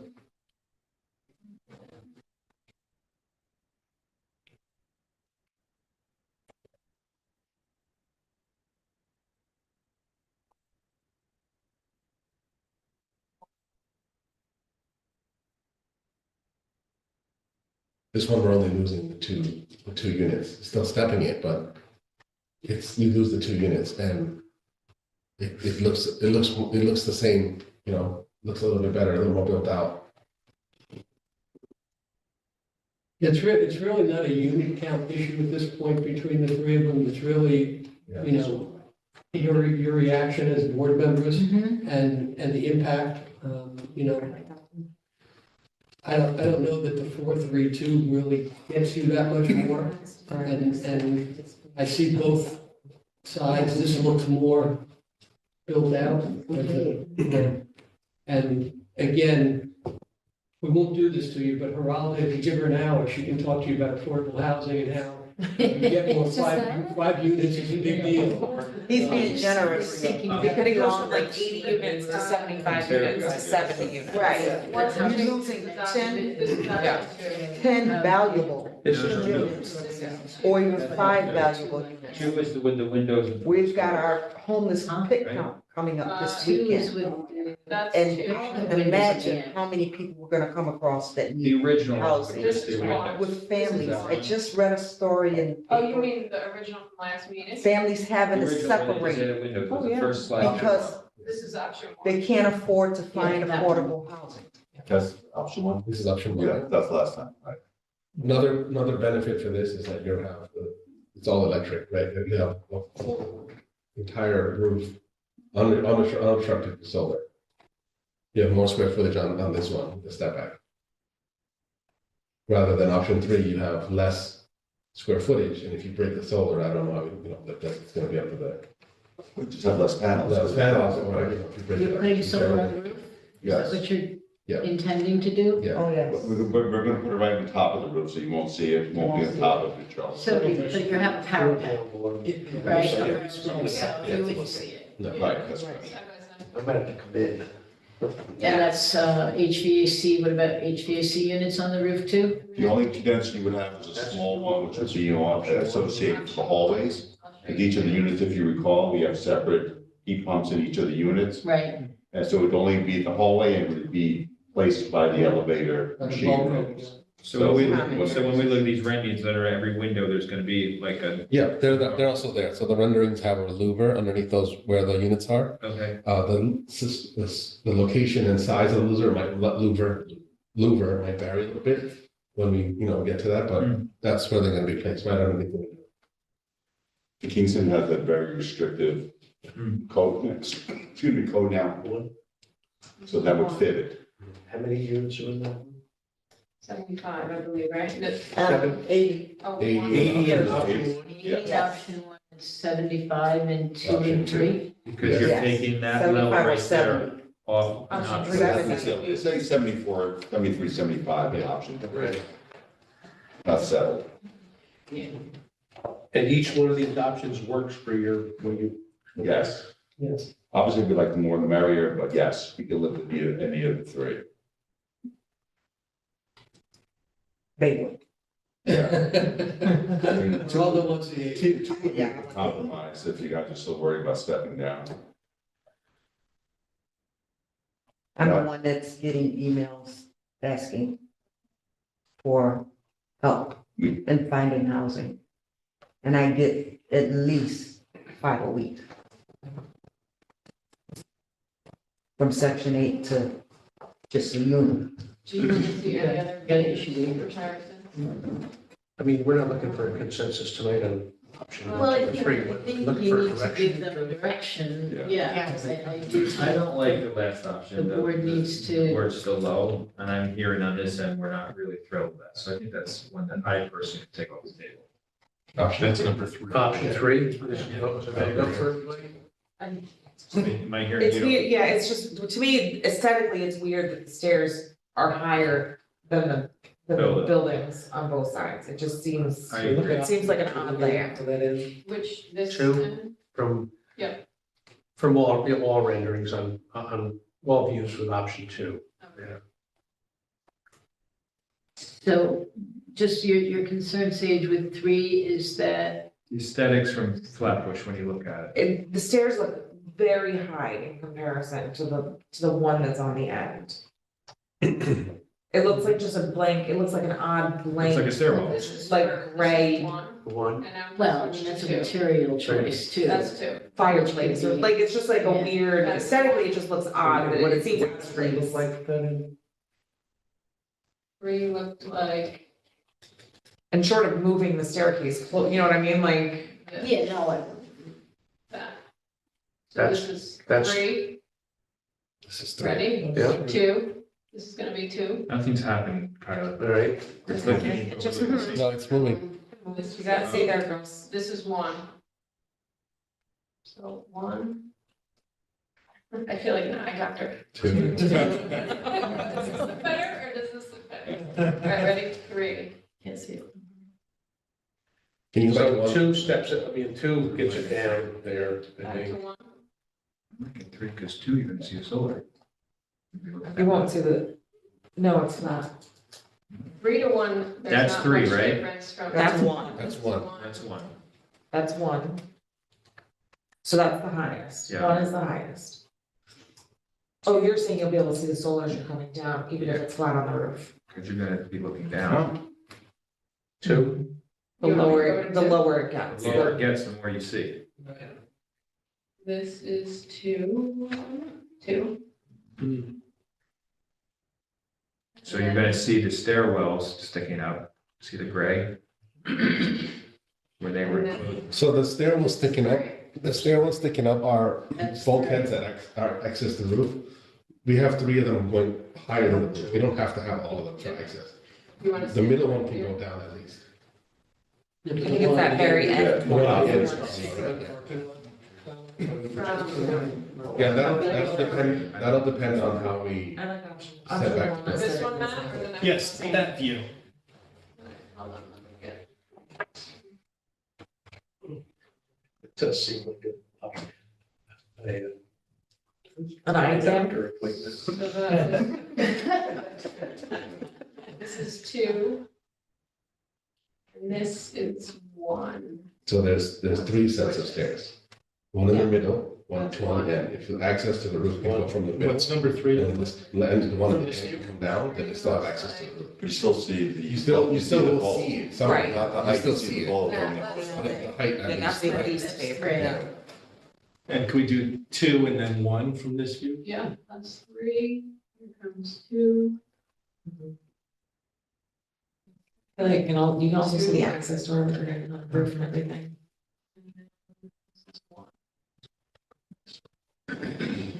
And because we dropped those 2 off for the end, too, it shows more of it there too. If we had the other 2 there, you would only see just a little bit of the bulkhead. That's correct. See, that's 2 steps down though. But we need those 2. That's option 1, correct? Yeah. Just lower. 1 second, this is 3. Am I closing my left eye? I'm sorry. This is 2.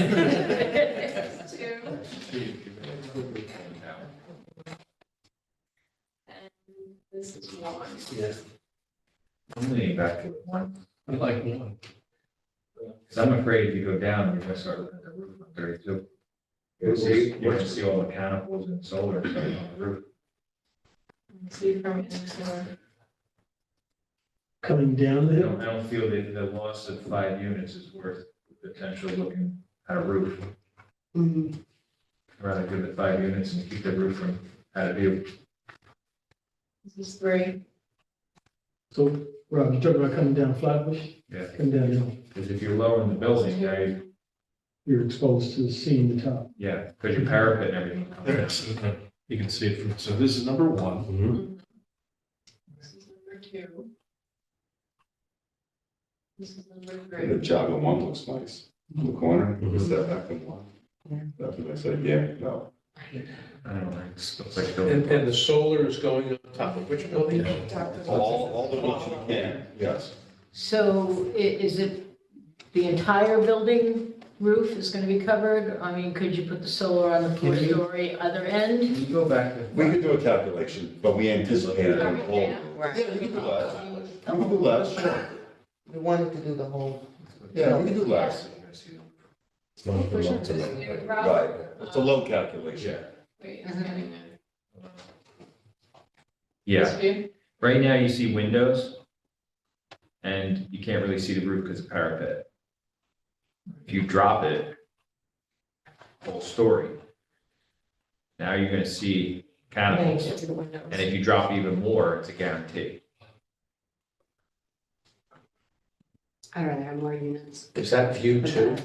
It's 2. Where's Yeah. three? Where's 3? This is 3. This is 3.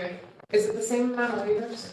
See what's up. I guess that's, like, where do we hit a point where where one design we hate more than another requires more waivers, or is it all the same? Number of waivers. Well, Because and you're you're going not, to well, be you're doing not, building height you're not, waiver. by changing the building, you're not saving on a waiver.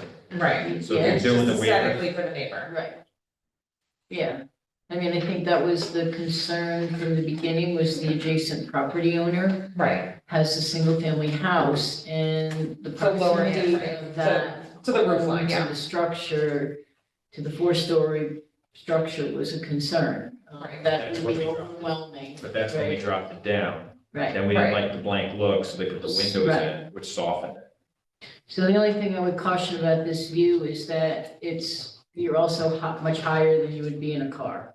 So you're not at car level, you know, you understand what I'm saying? This is not I get car it. level. And I've never All seen right. Flatbush look that nice. Yeah, Well, that's another concern. I mean, if it doesn't look that nice and then you lower a roof and you see mechanicals, it's really gonna look ugly.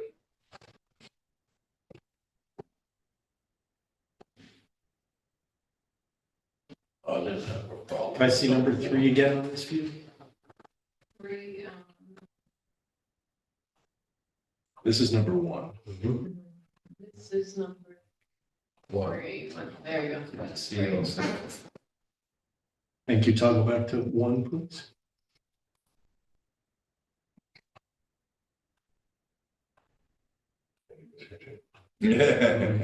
Rather than asking me to look at it, we do it work. Most likely leading, Ms. Arwell.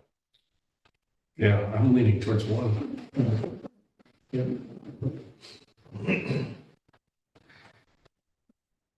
Can you just go to one on Lower Flatbush for the house?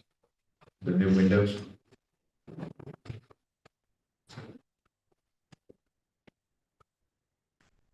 With the screening and that offset, to me, I don't think that, even though it's option one with the 4 stories, I think lowering it, that what we did with 2 and the windows softens it for the house, I don't see where it's overwhelming to the house. That's one. If that, is that landscaping going in? Yes. Yeah, this is accurate to the latest. Yeah, I mean, At that height, at that's that not curve. Yeah. installation, that would be a couple of years growth, Which is always obviously. on any Yeah. project, yeah. I'm more comfortable with that. I don't really want to look at the top of the roof of the building. And those trees are going to be preserved. That is the intent, the large trees. Yes. Or they're not slated for removal, right? No, that was. No, the ones that were slated, we showed through the walkthrough. Okay. We'll just record this in to see the quality of them. Yes, sure. All right, so we've eliminated number 3. You want to take a vote on 1 or 2? Yeah. I'm leaning towards 1. Robert? I like, I'm going for one.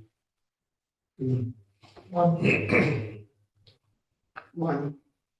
I mean, I feel like if it's the One's same, half if it's the same waiver anyway, would rather do more, Yeah, Housing. I would rather do more housing. If we're approving the same waiver, I would rather approve it at 1 than approve it at. I think one's aesthetically more pleasing with the roof. I would be willing to give up to 5 units if I like this, the other option with the lower roof. I guess what I'm saying is, I wouldn't mind losing the number of units if aesthetically look more pleasing, but it's not outweighing for me getting rid of the units. I mean, I think it's more aesthetically pleasing with the units, and therefore I would just go with that option. Originally, I thought that I would want less and lower height, but when I looked at the renderings, now I'm looking at roofs and possible mechanicals, now I know there's solar going along. I'd rather bump it back up, look at more residential structure. It's a hill on Flatbush. There's really no neighbors across the street. The house is way up on the hill, much taller than the building. So I don't see where it's gonna be out of proportion with any of the structures around, other than this house, which we've dealt with by lowering it to the 2. So I'm not. And that was my main concern, was this house here. Yeah, so therefore I'm kind of like, I mean, if there was a housing across the street at 2.5 stories and we were towering, but I'm just not seeing that. So That's not 2, that's 3 on the end now. On option 1, that's a 3-story. Yeah, this yes, but is the other above down the ground, so 1, 2, which 3. is similar to the boulevard, it's lower, great. Right, I'm just saying that it's not a Yes, 2-story. yes, Okay, yes. all right, just so. I'm looking at 2 stories now. It is interesting at your request that we did these renderings, because you really get the feel for it. And like credit you for doing all the hard work, all the heavy lifting. Yeah. Okay. Good. And we only lose 2 units. Right. Yeah. Just say thank you. Option 1. So that's what you're gonna be working on developing, We'll come back okay? refining it, but it's basically, we're gonna be moving along the lines of option 1. And again, we'll be able to answer questions, but on the trees, those trees are staying, and any other questions, as we go along, you're gonna have more questions, and we'll be back to the board. Landscaping will be important for us. Yes. Sure. And I appreciate your flexibility with, you're proposing to, options 2 and 3, to drop the number of units in there.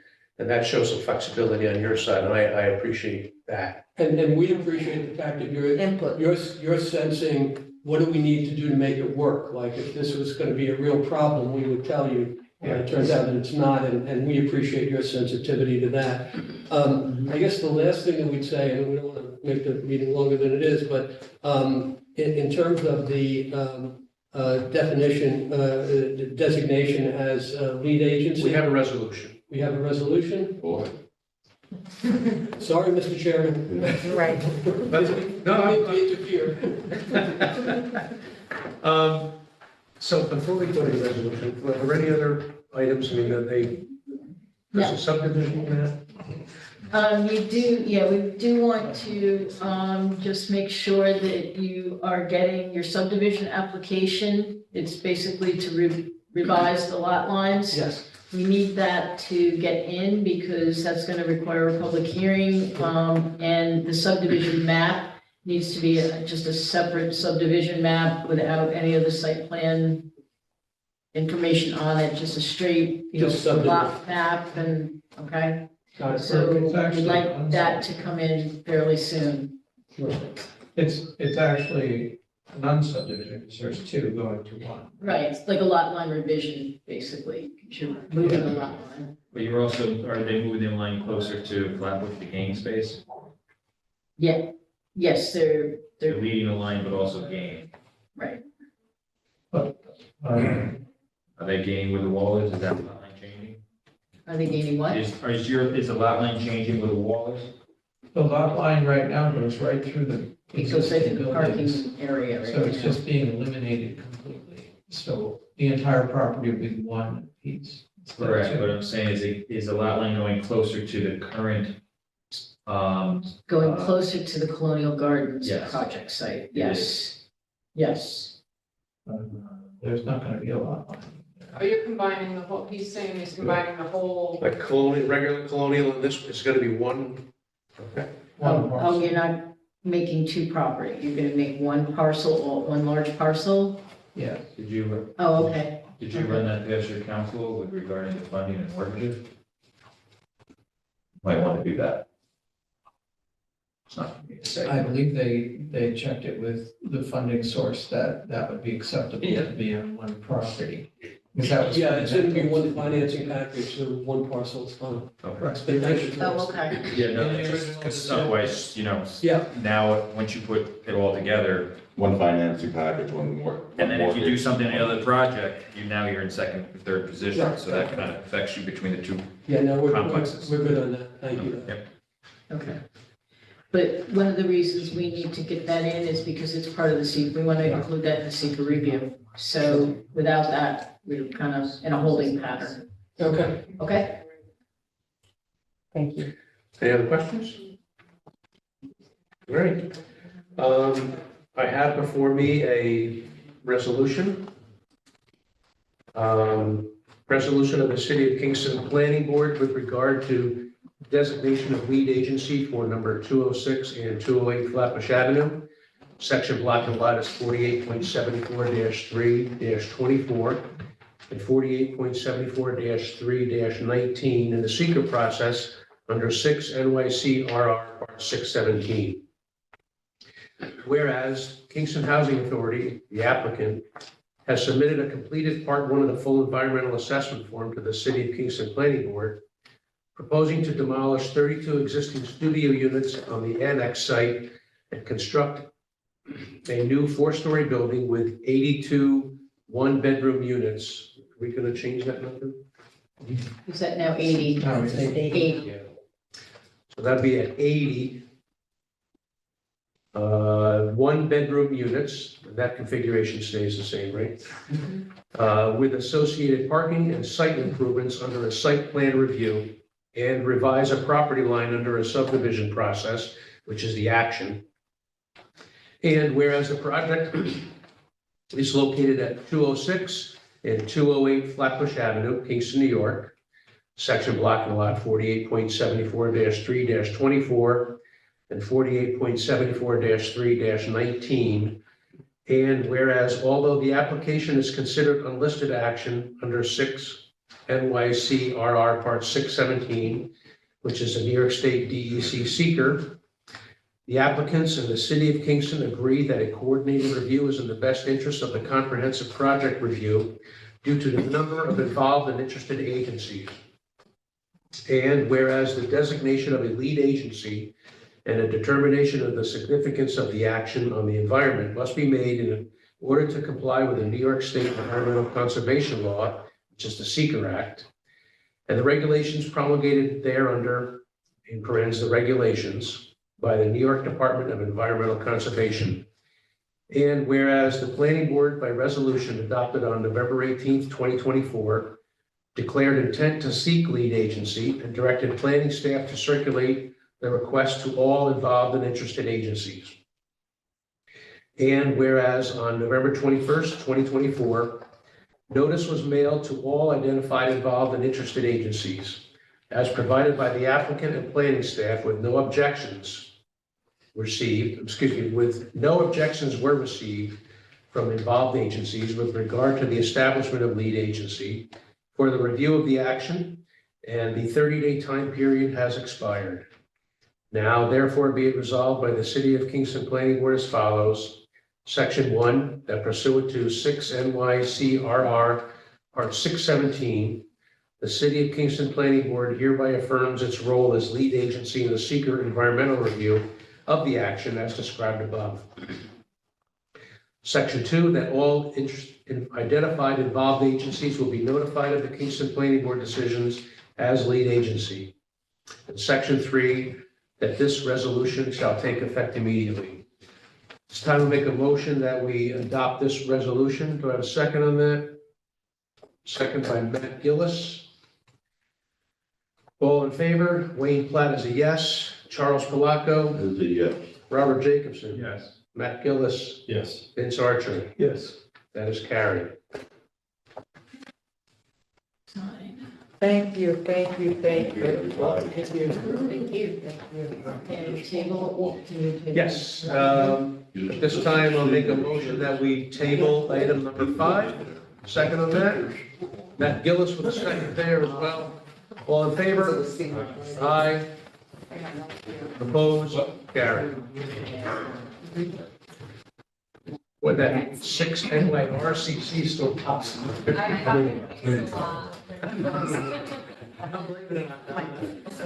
Kitchen sink and everything. I think you did it to see if I'm on my toes. Quick to react. Thank you again, everyone. Have a good Thank night. you. Thank you, thank you. Have a good night. Okay. Item number 6, we're still under old business, 105 Beale Street, site plan for construction of 6-unit small multiplex on separate parcel facing West Union Street. Section block and lot is 56.43-2-25, seeker determinations, coastal consistency determinations, transect T5N, Roundup Historic District, Heritage Area, LWRP, Ward 8, Beale Street Rentals Incorporated is the owner. West Union Street Rentals LLC is the applicant. Correct. Hello, Hi. I'm Robin Bellerson with Alfoundry Architecture. It's my second time for you. And we have gotten some of the items that you requested from our last meeting. Kyla's screening. Okie dokie. Alrighty, this looks like the requested landscaping plan that we've done. These are all New York State native plantings. The ones in the front, and we'll have a bioretention planter in the front. So this one's actually, I'm knocking off 2 items. One was the landscaping plan. Another item that we had to deal with was stormwater runoff. I'll have to give you a little bit more on that, but this is basically, we're gonna have some stormwater planters in the front that'll take the precipitation from the roof and help kind of mitigate that a little bit instead of it having it all run into the street. Yeah, it seems like we'll have some smaller, like kind of bushy kind of things in the front, and then more of like a wildflower kind of mixed garden on the side, where you can see it in front of the neighbors' plantings. And then in the back, there's a fence here actually. And so behind that, between the fence and the wall, I think we'll probably put in some Christmas ferns, just that are shade tolerant. Just a little bit moist back there, place for more water to seep in. So that's the landscaping plan. So the project went to the county planning board, no county impact. It went to Landmarks Preservation Commission. Landmarks had made a couple of comments, they tabled it, and made some comments on the facade, the front facade, which it looks like you're addressing in I this, am. in that I did. I elevation. started, yeah, Okay, I so this started is on going it. Back to Landmarks. The two things that they really looked at were the upper cornice. They wanted it to pop out a little bit more. And so that's, you see that there now. And then the other thing was to add another line in that upper section above those second story, or third story windows, just to cut that broad band there and make it a little bit more, symmetrical, looking. So those two are shown there. That will be going back to Landmarks for a final review. And this isn't finished, this is still in progress. So Yeah. I just wanted to get these Yep. two. So those were their comments. It was referred to the rec commission, for their comment on the fee in payment in lieu of parkland. They did not have a quorum, so they will be meeting, in February. But, staff feels that if you just make your regular presumption of the rec fee, and if that changes, we'll return back. So that said, one of the final pieces that you need to do is the local consistency review, because it's in the coastal area and it's an unlisted action. We did have a workshop last week, where the members that were there went through, the policies that are contained within the LWRP. This is the form that you see that is the evaluation form. It lists all of the policies that are in the LWRP as adopted by the city back in 1992. Some of them are not, applicable to this particular project. So they were identified, and the committee, the small group went through. We kind of filled out the comment section. If you want to take a few minutes, those that were there know what the responses were. If you have any comment or concerns, but this is the format that we'll be going through now with any consistency review that comes forward. So each of the policies has to be considered. One thing we did mention is that the LWRP is being updated. The city just received a grant to do that.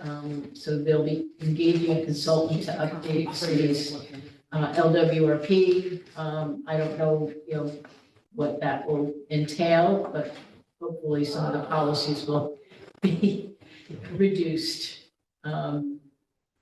So take a few minutes, because each policy you have to make a determination whether the project is consistent, or if it would be consistent and if mitigated, or modified, or whether it's inconsistent. You have to read each development policy. You can do this, we talked about this too, if you want to do it section by section, you can, you make a motion that you would agree with each section by section.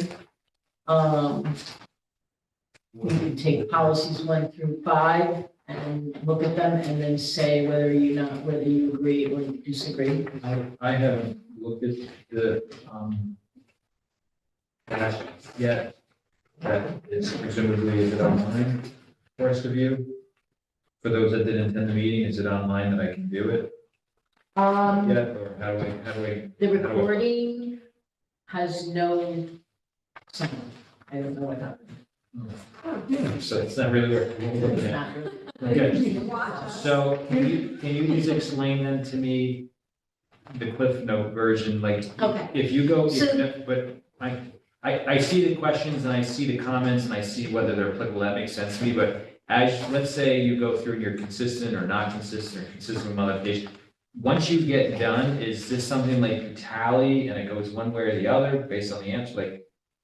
Like what happens if you have all consistent with modifications? Or if you have Then that's what you adopt, and then those modifications would become requirements. They would be requirements. Right. Okay. So it's not like a weighted test, fail. No. And I would say that the comments that are in here are not There's none in here that are suggested modifications. They're all explanation of. I see there are explanations and I see a lot of the Yeah. policies are not applicable, so I mean, it makes sense to me, but I just didn't know, like, for more Right, onerous so where it's type of not applicable, applications. where it's not applicable, you don't do a consistent, you do a concur. So when it's not applicable, it's a concurrent. Yeah, because it's not applicable, it's not, you're not saying that it's consistent because it's not applicable. So if they concur, there's nothing they need to do. If there's a modification, then that's a modification that had to incorporate it. Right, exactly. That's, makes sense.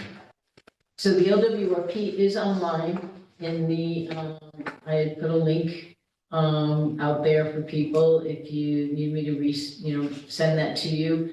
And the LWRP document itself goes into detail about each and every one of those. That's just really the heading is what you see in the form there. But there's paragraphs written about each one of those in the LWRP.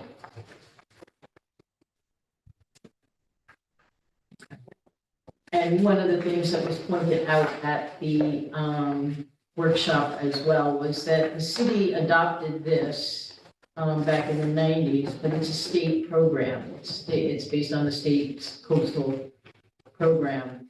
Had the city not adopted this, then these reviews would have to be done by the New York State Department of State. And so the city adopted it so that we have our own authority. What's the best way to go through? Just policy one, and we vote? Policy two, we vote? You can do one by We don't have- we one, don't- you can we do don't them have in to- lumps. We don't have to review, we don't have to read the development I don't, policy. do you have an extra one? Only in the one. Yeah, I mean, you could do like page 1 or something, you know. I would just say go policy one and we vote. Well, there's like, the first one is development policies, So, which covers page 1, 2, and part of page 3. Yeah. Great. mhm. And it looks like that they are all consents. Well, you've got the NAs, so as long as you would agree with those, I mean, and then, yeah, I mean, you can go through them, there's not a lot to really talk about because there is so many NAs. And I would just say policy one is consistent. Okay. Policy one A is not consistent. So let's do it that way for this first time. So one is, there's a consistent, everybody agree? Yes. Yes. 2, 1A, not applicable, everybody agree? Yes. Yes. Concur. 1B, that would be consistent, everybody agree? Yes. Yes. Okay. 1C, not applicable, concur. Yes. Yes. Okay, 1D, consistent, everybody agree? Yes. We're gonna do 1E and 2, not applicable, everybody agree? Yes. Okay, I'm gonna go 2A, 2B, 2C, and 3, not applicable, everybody concur? Yes. Yes. 4, consistent, everybody agree? Yes. Yes. 4A and 4B, not applicable, everybody agree? Yes. 4C, not applicable, agree? Yes. 5, consistent, everybody agree? Yes. Yes. 5A, consistent, everybody agree? Yes. Yes. 5B, not applicable, everybody agree? Yes. Yes. 6, consistent, everybody agree? Yes. 7, 7A, 7B, and D, not applicable, everybody agree? Yes.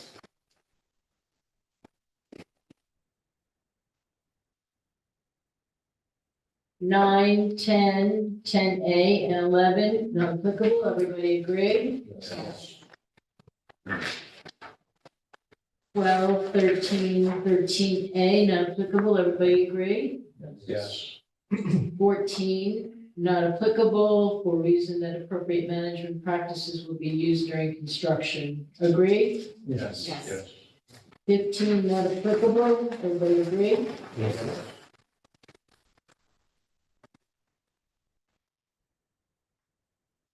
16 not applicable, everybody agree? Yes. 17 consistent, everybody agree? Yes. 18 not applicable, everybody agree? Yes. 19, 19A, 19B, 20, 20A, and 21 not applicable, everybody agree? Yes. That's a concur, right? Yeah, yes, I'm writing C. 21A, 21B, 22 not applicable, everybody agree? Yes.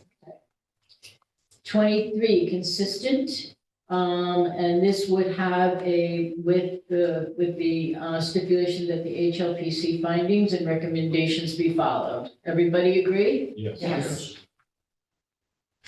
23A consistent, everybody agree? 24, 25 not applicable, everybody agree? Yes. 25A consistent, everybody agree? Yes. 25B consistent, everybody agree? Yes.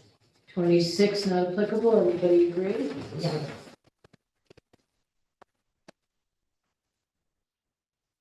27, 28, 29, 30, and 30A are not applicable, everybody agree? Yes.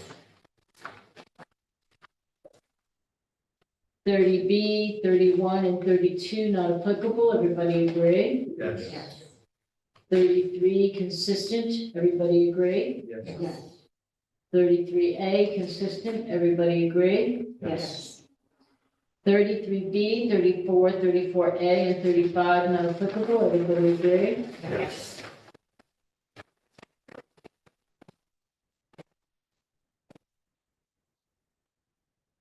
36 and 36A not applicable, everybody agree? Yes.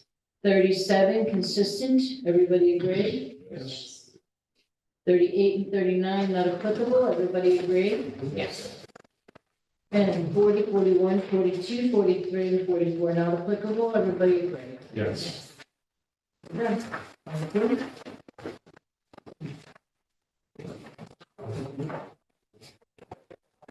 Consistent.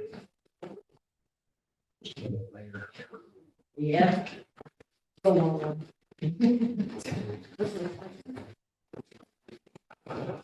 You're right.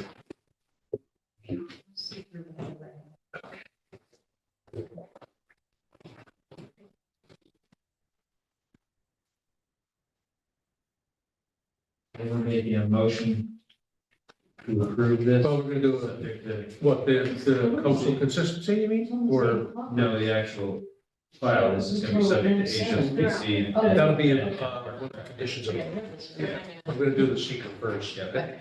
We ready to go on to seeker right now? Yep. All right, so under seeker, this is an unlisted action. So we will have to make a determination of environmental significance. I have before me a short environmental assessment form that staff indicates is in order. This time I'll make a motion that we approve it. In a second. All right, Wayne Platt is a yes. That was a second by you?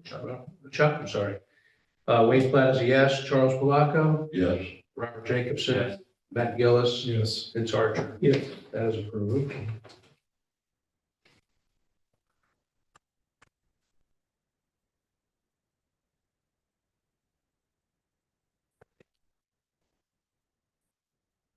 Thank you. Here's next to go. All right, any other questions from the board? All right. So Stu's assembling a list of conditions and policies.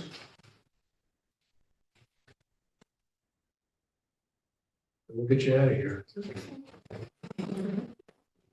So far, it's looking good. So you do need to talk about the rec payment and little parking fee? I would say that it's just subject to their rendering.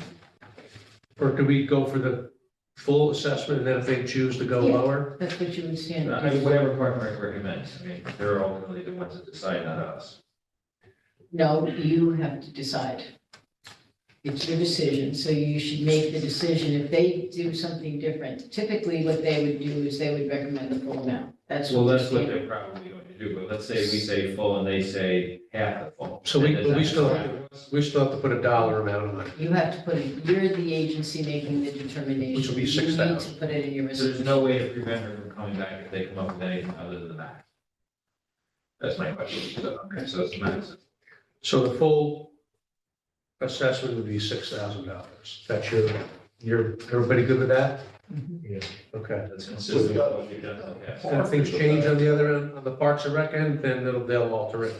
But the thing is, if they alter, it's gotta come back. I was just trying to prevent it from coming back, but it doesn't appear that we have that option. Just across the street to the city park. No. No, That's up a little bit. it's not proximity to a park. It's payment in lieu of parkland on the site. Unless they can put a park there for everybody else to use. Yeah. That ain't happening here. All right, so 6,000. All right, we ready for that? So, okay, so the decision would be with board policies 1, 4, 4A, 6, 7, 8, 9, 13, 14, 14A, 17, 17A, 18, 20, 21, 23, and 24. Recognizing the consistency review as complete, and the project being consistent with the modification of the historic landmark preservation final sign off. And the rec fee of $6,000 and a subdivision application will be submitted in the future. And then we'll look for policy numbers. We got a Knox box and we got Bluestone being protected. They're actually installing a bluestone sidewalk as part of their project. That's awesome. All right, so I'll make, based on what Sue just described, I'll make a motion that we approve item number 6. With a second, Robert Jacobson with a second. All in favor? Aye. Opposed? Carried. Thank you, Robin. Yay, thank you. Thank you so much. Enjoy the process. I appreciate it. Was there? Okay.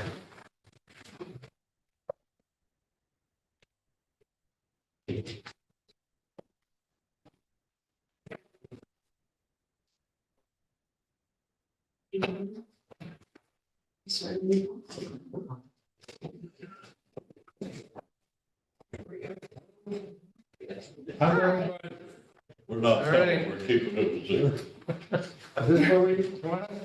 Yeah. Okay, so we're on to new business. Item number 7 is 329 Foxhall Avenue. Site plan and potential waivers to renovate an existing building and construct an addition for wholesale and retail ice cream cakes.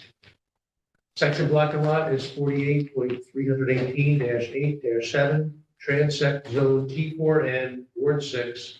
Rich Boyce is the applicant, Foxhall Enterprises LLC is the owner. Welcome, gentlemen. Can you state your names for the record, please? Richard Boyce. I'm Dan Gallagher, Optimus Architecture. So this is Watson Memorial's old place? Yes. So go ahead, fire away. I'm gonna have some stuff up on the screen for you too. Okay. All right, well, so this is, like you said, it was the old Watson's Memorial. It's an eighth of an acre site on Foxhall Avenue. There's an existing office building and an existing garage. We're proposing to keep the existing garage and reuse it, adaptive reuse, and then add a new building if you want to. Yes. That's the overall plan. This is the new proposed single-story building, 20-foot wide curb cut, parking with 5 spaces, new sidewalk and new sidewalk into the building, handicap parking with a ramp up to the main entrance. You want to go to the next slide? This is, again, the aerial overlay, which was requested. There we go. So this is the floor plan. Again, this is the existing garage. It is 450 square feet. The proposed new building is 1160, so the total building is 1,610 square feet. Very small building. We will have a small retail area in the front with a bathroom, and then the plant is 4 soft serve ice cream machines, a sink area, and then a freezer and a cooler. And then this is like a staff area and storage area, the old garage. Then if you want to go to the next slide, these are the proposed exterior elevations. This is the front, Catskill Mountain Creamery. We have glazing in the front, which almost meets the 50% requirement, it's within 10%. Even though it is a lot of glass, it's still only within 10%. Board and bat, fiber cement siding, metal roof. And then if you want to go to the next slide, we have, well, that's just a calculation for the glazing transparency. This is the utility plan. We're proposing 2 dry wells for the entire, to contain stormwater on the site. A new 6-inch underground sanitary sewer line. We were proposing a 3-inch water service. I know that the city engineer had commented on that. I talked to the engineer. We can go down to a 2-inch water service. And then we have a natural gas service into the building as well.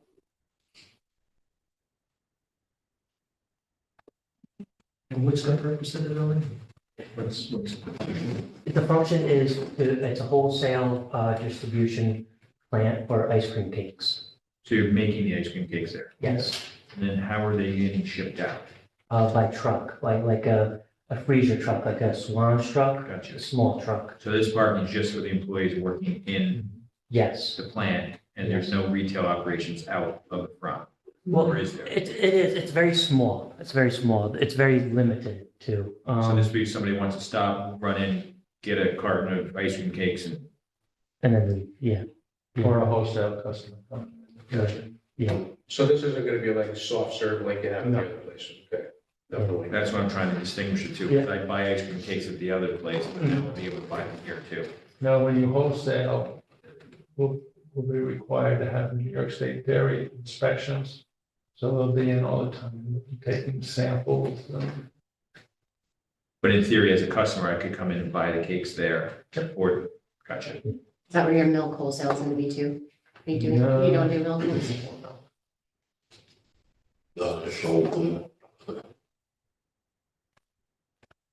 And presumably this alleviates pressure from the other location. Yeah. That's all retail. It wouldn't meet the state's requirements to wholesale. Understood, okay. And then your delivery truck would be pulling in off hours during the day, or how? That one spot that's open would be the spot for the delivery truck. Okay, so they just pull in, load it up. Yeah, probably loaded for them before. And that's all done manually, no forklifts, anything like that? And is that like a once a day, in and I out? would think so, yes. It's right next to the glass place, right? Yes. Now, are you taking over the glass? No. No. No, I want something small, low overhead. So what's gonna be, I'm trying to read that, what's in between the glass parking lot and the. Yeah, I forgot to mention that. So we are proposing an 8-foot tall vinyl fence for screening, to meet the zoning code on this side here and the back. And then a 4-foot vinyl fence on the property line. This is a residential, it's a house. And then a 4-foot fence here and here. There are windows in this building that look out this way, so we don't want to block them completely. with a Does this property 8-foot tall fence. abut Wiltwyck as well? No. No, it does not. Because It's the not, glass it's not. fence does, I don't know if it, okay. No, there's a residential house. Is there a place for refuse? Is there a place for? There's no Will it be dumpster. collected? No, everything will be taken out. He's got very little Just limited. refuse. Yeah. Yep. Ice cream that just goes down the drain. I'm sure. Yeah. But there's cardboard and Yeah. employee wages? So just, so a couple things, as part of this, we talked about, 3 waivers that, we have identified. So they've got a major waiver for frontage occupancy, which is it's 50%, required. And they are proposing the frontage at 25.3%, which is more than the 10% deviation. And so that is one waiver that you need to consider. And parking setback is a second waiver. Parking is required to be set back from the front property line 30 feet. And it is proposed at 10 feet 9. Which is obviously, again, more than a 10% waiver. You've got a very small lot here, irregularly shaped. There's no parking on Foxhall in this section here. So we feel that one, and we feel the frontage is probably, they are trying to work with the existing structure in the rear. Again, it's an extremely small, irregularly shaped lot, so what they're building is coming forward. And they are actually creating frontage, which doesn't exist now. So you'll need to make findings with each of your waiver determinations.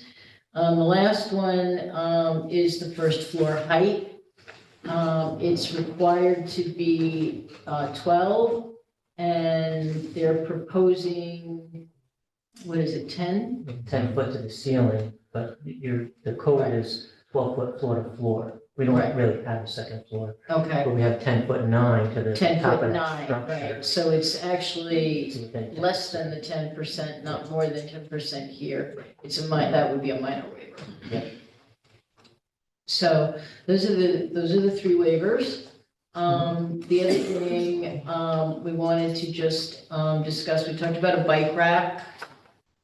Okay. Here, so you'll need to install one, you could probably put one in the green space, towards the rear would be fine.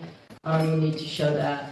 And then we did talk with the city engineer about, the sidewalk, and I know we forwarded those comments to you. Have you given them any thought? Because if you see where, right now, there's a sidewalk along this portion of Foxhall Avenue, it's blacktop, and it's right at the curb, and it's probably level with the street. It's not elevated. The curb is pretty much maybe got a 1-inch reveal or so. Foxhole is on schedule with the city to be entirely rebuilt, but that project is probably a couple of years out right now because they don't have all the funding in place at this point. Ultimately, this will get all new sidewalks, new curbing, bike lanes, the works. But right now, what they're showing is they are doing plantings within the public right of way, which we have to eliminate. So those plantings can't be in that right of way area. Okay. So one thought I had, I don't know if you would agree, but if we take, because you are required to do a certain amount of landscape screening of parking. So taking this out and maybe putting the landscaping here and having this come out to a sidewalk area and coming over like that. So removing that and moving that back and then having your access that way is one option. Or, this is not a safe option coming out this way and up. Yeah. Okay. So that's one thing. Now, what is the stripe right there for? That's the required aisle, access aisle for a handicap space. But if that's in order to get into the front door, right? Right, see, that's their building is here, though. So you can't move the landscaping back because then the handicapped person can't get in the front door. Well, what Sue is saying is that there'd be a sidewalk here and that you would come up onto the sidewalk, down the sidewalk and in. Because one of the engineer's comments was to move the sidewalk back from the street to create like a snow storage area, and then have the sidewalk closer to the building. Yes, so normally you have the curb, then you have like a tree lawn area, which is also a considered snow storage area, and then your sidewalk. Yeah, but how far off the street is the glass place next door? Because that's pretty close to the street. I'm gonna show you. 'Cause that's gonna- They're that's- actually set back. You can see their building. They're set back a little bit.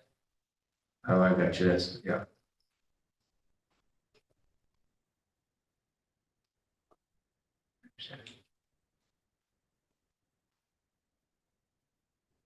So you're gonna have. So the theory is they're gonna continue that grass curb that's up at the corner straight down and push the sidewalk back. Yes. Correct. So those hedges there in front of that house would eventually be removed and there would be a sidewalk there, basically. Yeah. We can do that. We don't have an issue with that. So what happens with the sidewalk if they put it in? And the city, X amount of years later, goes through and does that whole stretch? Are they gonna rip it back up and? Yeah. Because it's gotta all look, it's gonna look like Depends on the elevation. a patchwork, maybe. I mean, I mean, I can't answer that because the plans are not designed yet, so,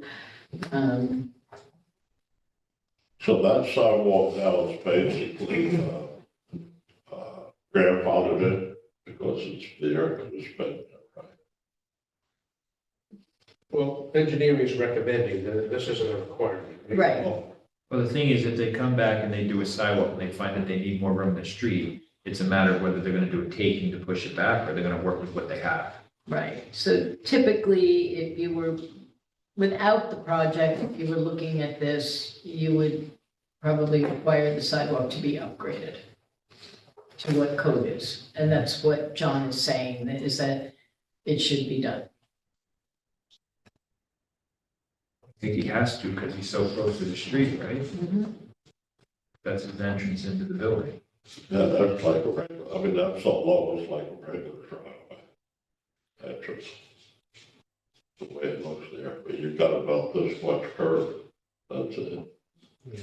Right, he's not saying replace the curb, he's saying replace the sidewalk and create a snow storage area for the time being. So move the sidewalk back, create that strip of grass area between the sidewalk and the curb. And Maybe you can get feedback from them too as to height elevation, so that your finished height matches what they Think they're gonna do. think they're gonna do. Okay. That's gonna look funny, if you have a jut at the house next door. They're not doing anything. Yeah, but sometimes they do that for new buildings because they want his sidewalk to be level with the interior of the building because he needs handicap, so you can roll right in. Yeah, I'm talking. no, about- he's I'm talking about the side- adjacent, and yeah, Down here. it'll have to. How's the transition, you mean? It'll have to between- transition out. Yeah, that's, yeah, it'll be. getting Right. out very different. Yeah, it'll jog. It'll go like this, I mean, some of, in my neighborhood are that way. But the thing is, you gotta get the building right with what they're gonna do, so that whether the sidewalk gets replaced or anything, you're at the same level as the Yes. inside the building. Yes. The building can't be lower than the sidewalk. Or higher for that matter, because you don't have the room for a ramp. Right.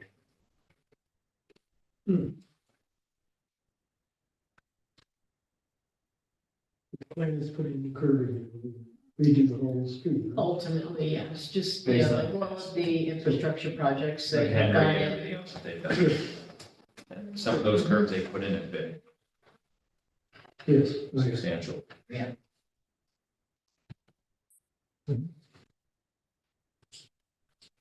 you'll have two different tints of the coloring of it. different sidewalks that are gonna come through, so. So the landscaping being left at staff level? They have some proposed there, some holly and some juniper Above in and the down the front, sidewalk. fencing around the.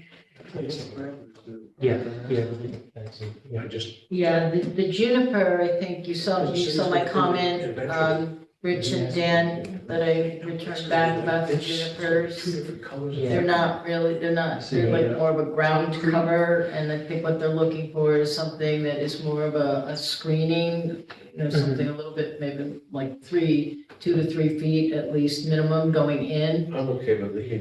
in height versus the ground. Yeah, I was just worried about being able to see traffic with, pulling out. Well, I think if it's pulled back out of the right of way, then I think you'll, If we should just, be able if we to. keep it all back here, okay. Yeah. Okay. Yeah. And we can send you a list of some native plants.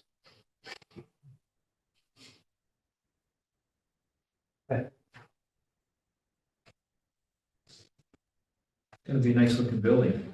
Yeah. Really spruce up the neighborhood section there. Yeah, we looked at a lot of different options, even, trying to meet all the parking in the back and everything, but it's just so tight that maneuvering back there would have been dangerous. Truck and everything. This plan just works out best for just, workflow and the site.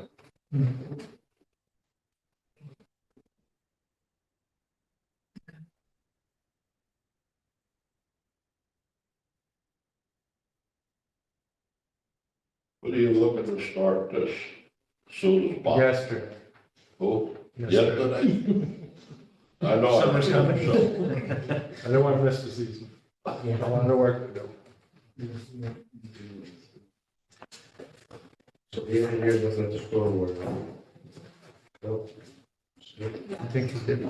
Yeah, well, they proposed the 2 dry wells. The comment on the dry wells, first of all, the pavement should all be pitched accordingly. Yep. I mean, that's just standard practice. Mhm. And then presumably your roof drains are gonna connect in as well? Yep.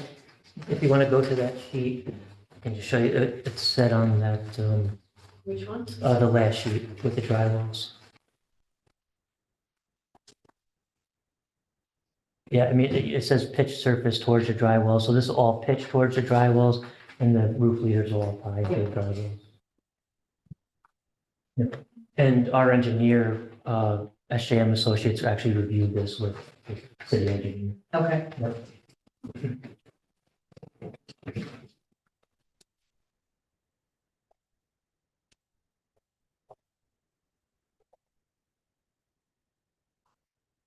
Talk about the waivers. Yep. The notes here says some of this stuff is being looked at the zoning task force. The first floor height. The first floor height is being looked at right now, but it is not modified, so they still need the waiver. But explain to me the waiver only because it has to do with first floor height. But it's floor to floor, and he seemed to indicate that their floor to floor would meet the requirement. Would be within the 10% deviation, so it's Yeah. a minor waiver. If it was more than 10% difference, it would be a major waiver. This is a minor. This is a minor. So the minor, so which you do not have to consider, you can make a recommendation, that's a staff, that's an Correct, but what I'm administrative. trying to understand, so the floor to the ceiling height, you said was 11, It's 10 feet. it's 10 feet. But But the it's code- floor to floor, not So floor what would to- it be with the trusses, with the ceiling truss? 10'9". It would be 10'9", so they meet the requirement. No, the No, requirement it's is not for a requirement. These are Oh, well. majors, right? Yeah. Oh, I'm sorry, okay. So he's a foot and a half short. So what they're trying, right now, it's being, that is being looked at as It's a first floor. potential change, but it's not Okay. right now, been changed. Even if you had a 12-foot floor to floor, and then structure, you'd really end up with So with that, 10-foot ceiling. which we have. We don't decide on that, that gets. The verbiage of the code, That's what I'm trying to. 12 foot, 20 foot, we don't need- Just comes back to the other board, right? No, The minor one, yeah. the staff, the minor one. But I think as a we need- board, I would say that, you know, they're meeting the intent of the code, Right, that when you look at the floor to floor, had it been the second floor, they would have met the intent of the code. Therefore, If we Okay. decide on that, then that eliminates the need for staff to make a no, decision. well, we still have to make it final. You can recommend. I would recommend. that's what I'm saying, I would recommend to staff with the minor. Yep. Waiver be approved based on based on the intent of the code as being satisfied, because from floor to floor, if it had a second story, it would have met the code. Everybody concurs with that? Okay, so let's talk about the major waivers. Okay. Let's talk about the frontage. You can see, so the frontage is how much of the building actually occupies your frontage along the street. It's 50% is the requirement under the code that the frontage should be covered with a building. They have 25.3% with this new construction. Or can we figure in that if they did go to the minimum, the parking would be affected for this, wouldn't it? Is that? Well, it's an adaptive reuse of an existing building in the back, therefore they're pulling it out, trying to reuse that building without having to tear it down. So I would say that's why the waiver should be granted, because you I utilize the would existing say structure. that is right. Everybody concurs with that? I concur. And again, intent of code. Use existing structures. And just so you know, they did look at a number of different configurations before landing on this. So does the parking setback then, the waiver for that kind of go hand in hand with the adaptive reuse of the existing building and how it relates to the whole layout of the whole lot?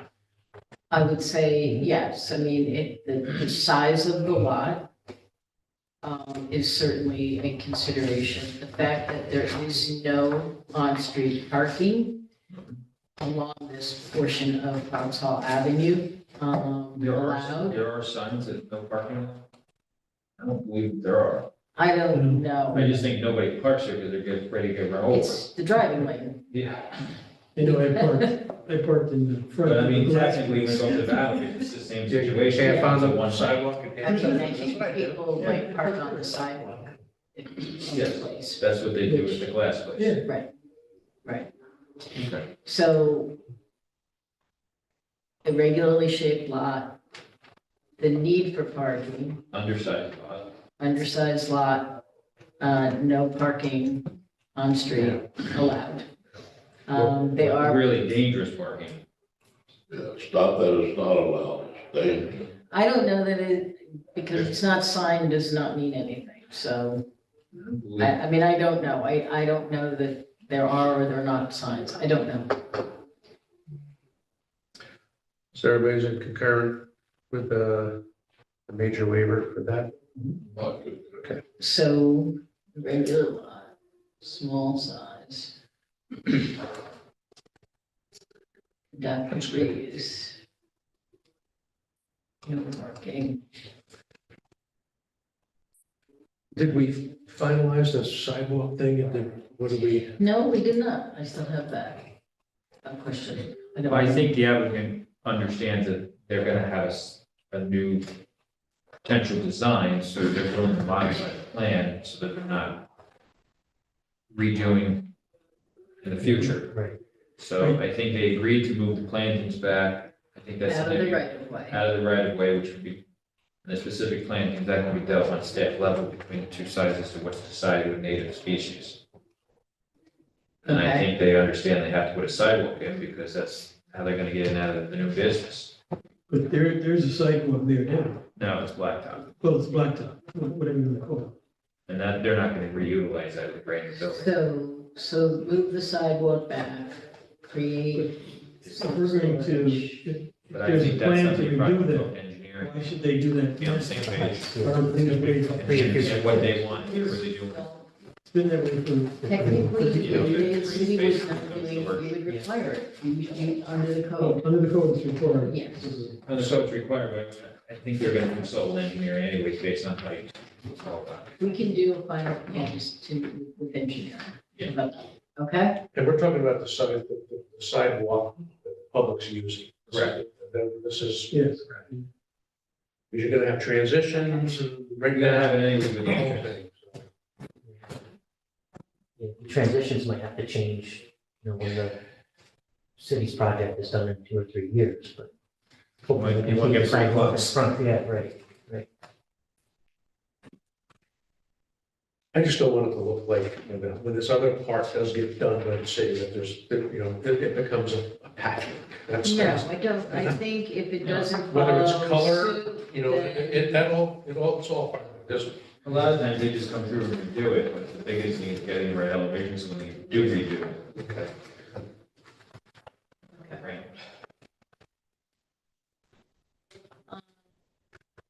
Hours, we never talked really about hours of operation. What do you think? What do you, And it open at night, right? You know, he said 7 days a week, but during, you know, regular business hours. Yeah. I want to be open for 2 hours a day, you know? But what are your hours of operation for the other? That's 9 to 9. Would this generally be in the same boat? It could be. Not selling ice cream at 11 o'clock at night? No. on a hot summer day? I wish you were, but you're not. And then is there any lighting? We didn't propose any. Well, there will be, if you want to go to the elevations. We are proposing 3 lights over the signage just to illuminate the front of the building, but nothing in the parking area. Nothing against the residences, nothing in the back. No lighting. Dean's place too. There's one on that side. Does the fence go right along by Dean DeSico's place? Yes. There's a fence right Yeah, there. it goes down to 4 feet. Oh, yes, there's the window. If you want to go to the, Yeah, because of he the has windows. that 4-foot windows for the Yep. side and the back. Yep, this is 8 foot here, and then from this point down to here, it's 4 feet. Snow is going to be a challenge too, isn't it? Well, snow can be pushed back into here, this area. And the fence does not go all the way out to the street. No, it stops back here. Back Yeah, there. we did that so that they could see, you know, on, Okay. yeah.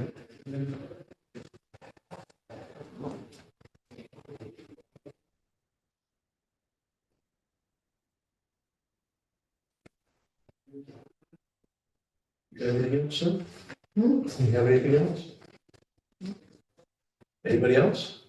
All right. And then board back materials, that's all. Under seeker, this is a type 2 action.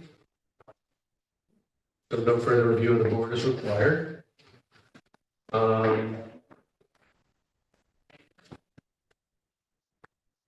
right, you want to get a laundry list, right? So we have board policies 4, 4A, 5, 7, 6 in there too. 10, 13, 18, 23, and 24. With regards to the waivers, the board is recommending the minor waiver on the first floor height, stating that it follows the intent of the code. Is being met. With regard to the frontage occupancy major waiver, the board finds that it be approved based on the adaptive reuse of the building and also following the intent of the code. With the parking setback waiver, the board finds that it be approved based on the irregularly shaped lot, the small size of the lot, the adaptive reuse of the property, and that there is no on-street parking on Foxhall. They are approving this also with the conditions that the sidewalk be established and created in compliance with a final plan that satisfies the city engineering. That a bike rack be installed on site, and that can be signed off on by staff. And that the front landscaping will be modified and be relocated out of the public right of way. Native plants will be used, and staff will review and approve that as well. Okay, I'll make a motion based on the verbiage that Sue has just given us. Robert, yes? Just a question. Yes. The landscape that's getting moved back, we're removing the landscaping in front of the building because that's in the right of way. No, the parking. And when I'm asking the landscaping that's in front of the building, That's gonna stay, that is saying. yeah, but the right of way Okay. landscaping will be pulled back by the parking. Just want to confirm. Yeah. Where are all the monuments going? Are they there right now still? Are they- No, most of them are. Okay, no, it's been a while since I've driven by there, so, yeah. All right, thank you for the question. So that is a motion. Do I have a second on that? Second by Matt Gillis. All in favor? Aye. Opposed? Carried. Policy was a knock spot. Yes, okay. Thank you, gentlemen. Thank you. All right. Good luck. Good luck. Thank you. Thank you. Thank you. Thank you very much. You were expecting more meetings, Alex, weren't you? I was there. Okay. This isn't my thing. I've been in the milk plant for 45 years. Get out to. Thank you. Thank you. You're out there chasing the buffalo around. Yeah. Anything else? Haven't seen them. Can I ask you a question? This is a real legitimate question. It appears lately that our audio, our computers are not syncing working well in a timely fashion. It looks like she's on an iPad, I'm not sure what that is. On the Surface, which are in the process of being, But is there like an upgrade, or maybe since we're using these meetings regularly, like there be an actual physical computer that can like, you can Are log you- in and. you're saying you can't hear when you try to watch the movie, Well, the, no, like Sue said, sometimes sound works, sometimes it doesn't, like, it just seems like I mean, everything now is going digital, but it doesn't appear that our speed and our equipment is up to speed, especially with these large projects, I mean, sitting here and Kyla moved this, and we're all sitting here waiting, it's, we appreciate you doing it, but it's also a little embarrassing, I mean, and it's through no fault of your own, but is there a way that the city can get a computer in this room in the corner, like, I know a lot of times when you go, like, at banks and colleges and stuff, they actually have a podium with a full computer in it that's hooked in to the network that has the capacity that you can just log in to your system and stuff's moving pretty quick. Could be the download and upload speed of the. Whatever's happening between this equipment, it's not working. Yeah. Is there anyone who does, is there like like high-speed internet guys? This is a legitimate question. Yeah, As I a city, think, we're getting larger and larger projects. We now have a new code. We're getting a lot more stuff in with graphics and pictures and we're lagging. Yeah. So how do we put a ticket in to say this is becoming a problem for our applicants? these are being phased out because they don't handle the Windows anyway. I don't know what's being proposed when we talk to IT, but that's an interesting idea to have a. I mean, I will Set say, are you on the schedule to get anyone to? I think they all are, because I Yeah. don't think any of them. But I mean, I guess that's just a question, like even if they, moved these things and put one in the corner and ran the wires down to here, but it just, like it's. I don't, I mean, that's a question for IT, I can mention it. Just, like, it's not working. It's not. It's hard to open these very large PDFs that are being. Yeah, it's not really working well, and that's why I don't know if there's a way like we can, get powers that be to say, our applicants, our builders, our architects are struggling here, and can we get an upgrade? I'll show Kyle. Laser pointer for the applicant. A laser pointer also for applicants would be. It's just, it's a recurring problem, and it's a simple problem to fix, somebody's just gotta buy the right equipment. Do you know anything about how the city purchases equipment and how long it takes us to get anything? I do want to show you our office downstairs, and, which doesn't have heat currently. I get it, but the problem, problem is the city wants housing, we need equipment to make it happen. You saying that yours? No, I'm waiting on computer. I mean, You're operated from cave paintings, is that what it? yes. I mean, this A thing, little- this thing works. Build a little fire in your office. Yeah, I agree. I mean, Yeah, no one disagrees with you. I mean, it's not an just a internal lot thing like harder. employees are complaining. I mean, this is actually, the public is coming in here, they're looking at it saying, really, this is the best we can do? I mean, this room was full of people today, and we're like, it's like watching something spin. You're like, when's it gonna happen? And then when some click, it comes in, it's like, oh, that's wrong, and everyone's like, oh, shit, that we. Chuck with a motion to adjourn. Yes, I did. Second, Vince. All in favor? Aye. Opposed? Carried.